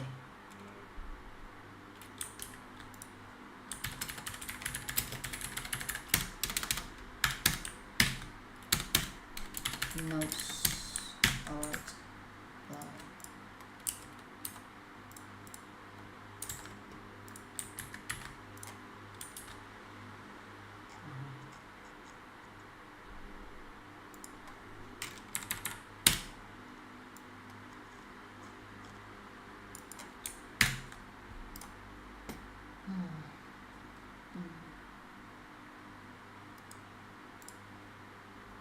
Em đang bị ban 5.0, 5.5 mà cái gì mà em 6.5 mà mục tiêu là 6.5 thì em nên bắt đầu từ đâu? Ôi, câu hỏi này là kinh khủng, gọi là kinh điển luôn á, vừa kinh khủng mà vừa kinh điển luôn á em ơi. Tại vì thường mà 5.0, 5.5 á, là có nghĩa là cái gốc của mình á, nó đang chưa có chắc. Thì khi mà bây giờ muốn kéo lên 6.0 mà trong cái thời này nữa là mình phải đi từ gốc từ vựng với lại đi từ gốc ngữ pháp. Có nghĩa là học bằng nói, phản biện, tập phản biện, rồi tập viết luận rất là nhiều. Mà viết rồi cái viết từ cái khung có sẵn mà phải phá vỡ cái khung nó đi. Và viết ok nó phải theo cái, nó mang đậm cái gọi là cái chất riêng của cái người viết nữa. Thì lúc đó em mới kéo được ha. Mà 6.0 thì cũng không khó mấy đâu. Chỉ cần là mình nói lưu loát, ít ngữ pháp cũng được mà nói lưu loát. Nói lưu loát là cái thì hiện tại đơn là thì quá khứ này. Và lâu lâu chêm thêm câu điều kiện loại 2. Rồi chêm thêm cái gì ta, cái passive voice được gọi là cái thể bị động. Chêm 3-4 cái này thôi. Mà nói phải mượt nha. Dứt 6.0, 6.5 trong tay. Đó là văn nói. Còn mà văn đọc với văn viết á, thì em phải đọc rất là nhiều để em có khối lượng từ vựng khủng cơ. Chứ mà phần đọc người ta hay nói rằng là đọc có cái gì ta, đọc nhanh, đọc lướt, rồi nhìn khúc này khúc kia, rồi ra được đáp án này ra được đáp án kia. Thì em cảm nhận thì em thấy nó đúng hay là sai. Tại vì cách mà dạy ra đáp án dễ lắm. Giống như giáo viên soạn thảo trước, thì cái người đó dạy, cái người đó soạn thảo người ta biết rồi. Thì giờ mình soạn thảo trước, xong rồi mình đúng cái khúc đó, mình đã nhắm ok cái khúc này tôi sẽ tạo những cái câu hỏi như thế này nè. Thì lúc đó mình tự tạo ra, rồi bắt đầu mình dìu học sinh vô, em thấy cái từ khóa này, em nhìn lên cái đoạn này, nghe cái khúc này nè. Thì có phải là cái người đó đã dìu em đi không? Người ta đã dìu em đi một phần rồi, người ta thả em vào đúng cái chỗ đó, thì em đang bị thao túng tâm lý. Giống như là mình kiểu là giống như là trời đọc vậy là hiểu rồi, nghe khúc này, nhưng mà ra thi đâu có ai mà thả em vô đúng cái chỗ đó đâu. Cho nên thì sẽ bị gọi là kiểu mà giống như là bây giờ người ta đánh vào cái tâm lý là người Việt Nam thích cái gì nhanh gọn lẹ, và thích cái gì mà gọi là nó phải dâng tận họng, bày biện trước mắt hết. Thì lúc đó một người giáo viên rất là dễ, hôm nay cái bài này như vậy đó, cái khúc này, cái câu hỏi này nó có cái từ này nè, em thấy không? Rồi bây giờ em nhìn vào cái đoạn đó, ngay cái đoạn đó dòng nào đó, ngay cái từ đó, hai cái từ này em thấy nó giống nhau không? Rồi cái ý của cái câu này nè, nó đang nằm trên đó. Thì có phải là em đang nghe người ta giảng bằng tiếng Việt không? Cái việc mà nghe giảng bằng tiếng Việt á, càng về sau nó phá đi cái não của tiếng Anh. Tại vì cái tiếng Việt của mình nhập vô cái não mình nhiều quá, thì giờ sau mình nghe tiếng Anh sao trời? Mình nghe tiếng Anh chưa chắc mình ra ngoài mình nghe tiếng Anh nó ok nữa. Nghe giảng cực kỳ quan trọng nha. Nghe giảng bằng Việt, bởi vậy người ta mới gọi là có hệ song ngữ đó. Càng nghe giảng bằng tiếng Việt và sau cái chất giọng tiếng Anh của mình nó bị lai người Việt luôn. Mà trong cái thị trường này nó khá hay, kiểu là người ta hay gọi là trời, người Việt Nam mà nói tiếng Anh, ok, nói tiếng Anh miễn sao hiểu được rồi, cần gì phát âm, ok, lắm chuyện quá, tốn kém quá, ok, phí phạm tiền bạc. Đó là một cái cách người ta nhìn ha. Cách thứ hai nào, ôi mày sao mày vô được cái vị trí này làm hay vậy? Ôi ơi, cái vị trí đó nó yêu cầu phát âm chuẩn lắm đó nha. Rồi mày muốn đại diện cho công ty mà đi biên phiên dịch mà mày phát âm phải chuẩn nha, nó kiểm tra phỏng vấn chứ không có dựa vào bằng cấp đâu. Như vậy có phải là có hai cái chiều hướng, có hai cái hướng dư luận không? Cái hướng dư luận thứ nhất á, là làm êm lòng người, bẻ đi cái sự thật và mồi chài. Người Việt Nam mà học chí, trời ơi, nó miễn sao nói tiếng Anh được rồi, miễn sao có cái bằng được rồi. Rồi sau đó đi vô xin việc đâu có ai nhận đâu. Hoặc là người ta mà muốn chọn giáo viên mà để mà luyện phỏng vấn visa hay sao, người ta chọn dựa trên bằng cấp hay là người ta phải phỏng vấn người đó rồi người ta mới chọn. Cho nên thì đừng tin những gì mình nghe, chỉ tin những gì mình trải nghiệm mà mình thấy thôi. Còn mà bây giờ mà từ 5.0 mà muốn lên 6.0 á, trời ơi, đó là một cái quá trình luôn em ơi. Cái đó không có cái gì mà tắt được đâu. Mà em muốn tắt á, thì người ta sẽ quy vào một câu được gọi là học tài thi phận, dựa vào sự may mắn. Từ 5.0 lên 6.0, 50% là dựa vào sự may mắn ấy. Nếu mà gọi là không có muốn đầu tư về kiến thức, chỉ muốn là đâm đầu vào giải đề, cái kiểu mà mình giải đề càng giải nhiều đề đó, thì nó không có phát triển được cái gì luôn. Tại vì một đề mà mình phải khai thác hết toàn bộ những gì mình học trong cái đề đó, từ vựng này, cấu trúc này, rồi cái câu này nó hiểu nghĩa như thế nào, rồi những cái từ đó mình hiểu bằng cách mình đọc á, mình hiểu á, là nó chỉ nằm trong cái sự mà tiếp thu kiến thức theo kiểu thụ động thôi. Tại vì mình đọc bằng mắt, mình hiểu bằng não, nó tiếp thu kiến thức theo kiểu thụ động. Còn mà mình đọc á, mình đọc xong á, mà mình có sử dụng được cái từ đó trong lập luận phản biện hay không, thì đó là cái khúc đó. Cái khúc này nè, cái khúc này khó chuyển hóa, mà muốn chuyển hóa nó cần một cái quãng thời gian và một cái quá trình và một cái quy chế và một cái người đồng hành. Mà cái người đồng hành đó mà dắt mấy bạn đi là mấy bạn chết. Giờ giống như là dắt ơi ở đây nè, ô mấy bạn thấy cái con này hay không nè, cái con này như vậy là chết. 6 tháng trường em lấy đầu ra 4.5, nhưng mà em thấy ổn quá, em muốn cao hơn.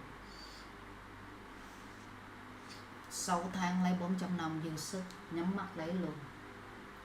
Mấy bạn vô thì biết sơ thôi, rồi cố gắng làm sao mà để cho mình làm hết đề, đừng bỏ câu nào hết. 4.5 cho đến 5.0. Gặp giám khảo dễ nữa, chấm speaking còn dễ nữa.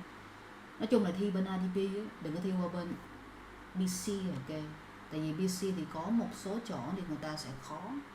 Người ta BC á, nó tổ chức thi bằng Ielts của nó, ok. Cái dạng đề của nó đó, nó na ná giống như Cambridge, từ B2 trở lên. Cái gì mà dính đến ông Cambridge rồi, hoặc là dính đến cái ông TOEFL rồi thì cực kỳ khó. Đi thi bằng TOEFL, đi thí dụ như mình IELTS 8 chấm hay gì đi, cái mình đi thi bằng TOEFL đó mình còn khùng luôn. Tại vì biết sao nó khó, mà nó khó cái kiểu gì đó mà đọc vô hả, toàn là cái gì từ vựng, cái gì giống như là mã code thế này nọ, ghê kinh khủng. Mà phải có cái bằng TOEFL để mấy bạn thi vào biên chế, hoặc là mấy bạn nhảy chức vụ thì người ta mới cần cái bằng TOEFL. Hoặc là mấy bạn đi vào những cái trường đại học mà có danh tiếng ở nước ngoài ấy, hoặc là mấy bạn xin học bổng mà đúng học bổng nha, chứ đừng có chơi cái kiểu mà học bổng kiểu này nè. Mấy bạn thấy trên thị trường mình chỉ cho mấy bạn người ta kêu mấy bạn vô học bổng đúng không, mấy bạn đưa cái thông tin của mấy bạn lên cho người ta đi, xong mấy bạn sẽ đợi nha, nó sẽ gọi điện. Giờ mình thấy cái này nó trơn á, mình bỏ ra để cho nó êm, mình diễn tả cho vậy nè, mình từng rồi mình bỏ thông tin lên, xong tí nữa ngày mai gọi điện alo, xong mình nghe trong cái điện thoại á, biết bao nhiêu người trực tổng đài, mình thính lắm đó nha, mình nghe được ở đây ghê quá ta, cái tổ chức này ghê quá ta, như vậy có phải là mang danh là học bổng, nhưng mà cái số tiền mà mấy bạn đóng vô đó là mấy bạn trả cả gốc lẫn lời cho nó luôn, đúng không? Bạn được giảm 20%, 30%, số tiền còn lại là 2.000 đô, 4.000 đô, 6.000 đô cho cái chương trình học này. Ủa vậy giá gốc là bao nhiêu? Có ai biết giá gốc là bao nhiêu không mà tài trợ học bổng? Ở đây không có học bổng gì hết á. Sự thật là không có một cái học bổng gì hết. Mình nói sơ vậy mất công mình nói ra mang họa cho bản thân mình. Không có học bổng gì hết á. Không có học bổng đâu. Muốn học bổng á, mấy bạn đặt chân vào bên nước ngoài đi, và sau đó mấy bạn apply, ấn tuyển vô những cái mức học bổng á thì nó còn có lý. Còn ở đây không có học bổng gì đâu. Mình bị rồi. Mình đang muốn được tài trợ để thi cái bằng C2, mà mình cũng nộp đơn ok học bổng, tự nhiên không cái gọi điện rồi hỏi tùm lum tùm la, lại hỏi về bằng cấp y chang luôn. Đơn từ người ta có rồi, hình như không biết đọc chữ hay gì á, hỏi họ tên, hỏi nhà, hỏi số điện thoại, hỏi Gmail, rồi hỏi bạn đã từng học ở đâu, bạn có những cái bằng gì. Có phải là cái cách mà hỏi như thế này là cái cách mà mình đi đâu trong mình đi đâu người ta cũng hỏi như thế không? Thì cho nên là không có một cái học bổng nào hết, tất cả mọi thứ cũng là marketing mà thôi, marketing. Cho nên thì nói thẳng luôn đi là bao nhiêu tiền khổ cái học bổng đó, bây giờ muốn học cái này là bao nhiêu tiền xong hết. Đừng có cái kiểu mà vừa cho mà vừa nhả xong rồi nhai xong rồi nhả ra cho người ta, mọi gớm với mình. Bây giờ mình mới bị khó chịu như thế. Còn mà bây giờ mà em muốn thi cái gì mà IELTS 6 cái gì ta 4.0 4.5 á, 6 tháng á, em luyện mấy cái đề trên mạng nè, em luyện đi, em giải nhiều vào để em luyện cái mắt của em cho nó nhanh á, em giải càng nhiều đề em luyện mắt của em cho nhanh, rồi sau đó em đi thi là chắc chắn đậu 4.5, đậu liền. Mà giải đề mà không hiểu thì nên mướn gia sư hoặc là giáo viên để cho người ta giúp cho mình giải được cái đề đó, chứ không xong đâu.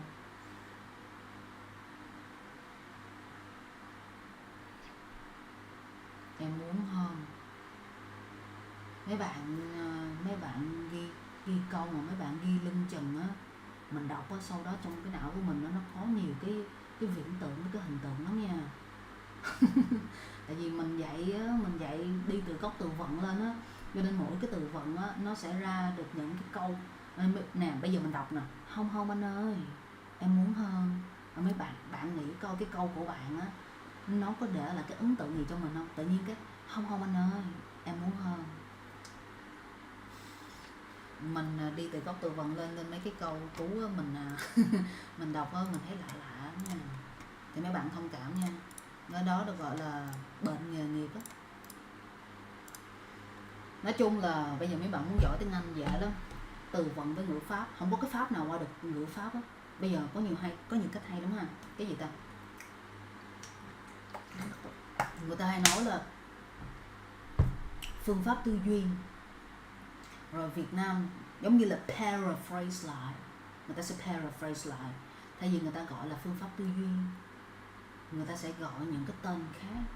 Nhưng mà cái mục đích của nó, cái gốc nghĩa của nó cũng là tư duy. Như vậy có phải là người ta sử dụng những cái tên để người ta gọi, để người ta thu hút khách hàng không? Còn lại mấy bạn phải coi cái phương pháp của cái người mà đứng lớp của mấy bạn là cái gì đó. Đó là vậy, đơn giản thôi. Ai cũng gọi là phương pháp tư duy, rồi tư duy A, tư duy B, tư duy C, tư duy D, rồi phương pháp đọc nhanh, rồi phương pháp đọc tùm lum tùm la hết. Mình là gọi là mọi người được gọi là chúa của cái việc mà đặt tên càng hay thì thu hút người càng nhiều. Thì ai cũng vậy thôi, nhìn nghe tên hay thì đến, ok, thấy người đẹp thì người ta sẽ được thu hút. Cho nên thì hãy cẩn thận. Nói chung là nghe cái gì nghe, nhưng mà phải gặp đúng cái người đó, cái người dạy đó, bạn sẽ cảm nhận được là bạn học cái gì.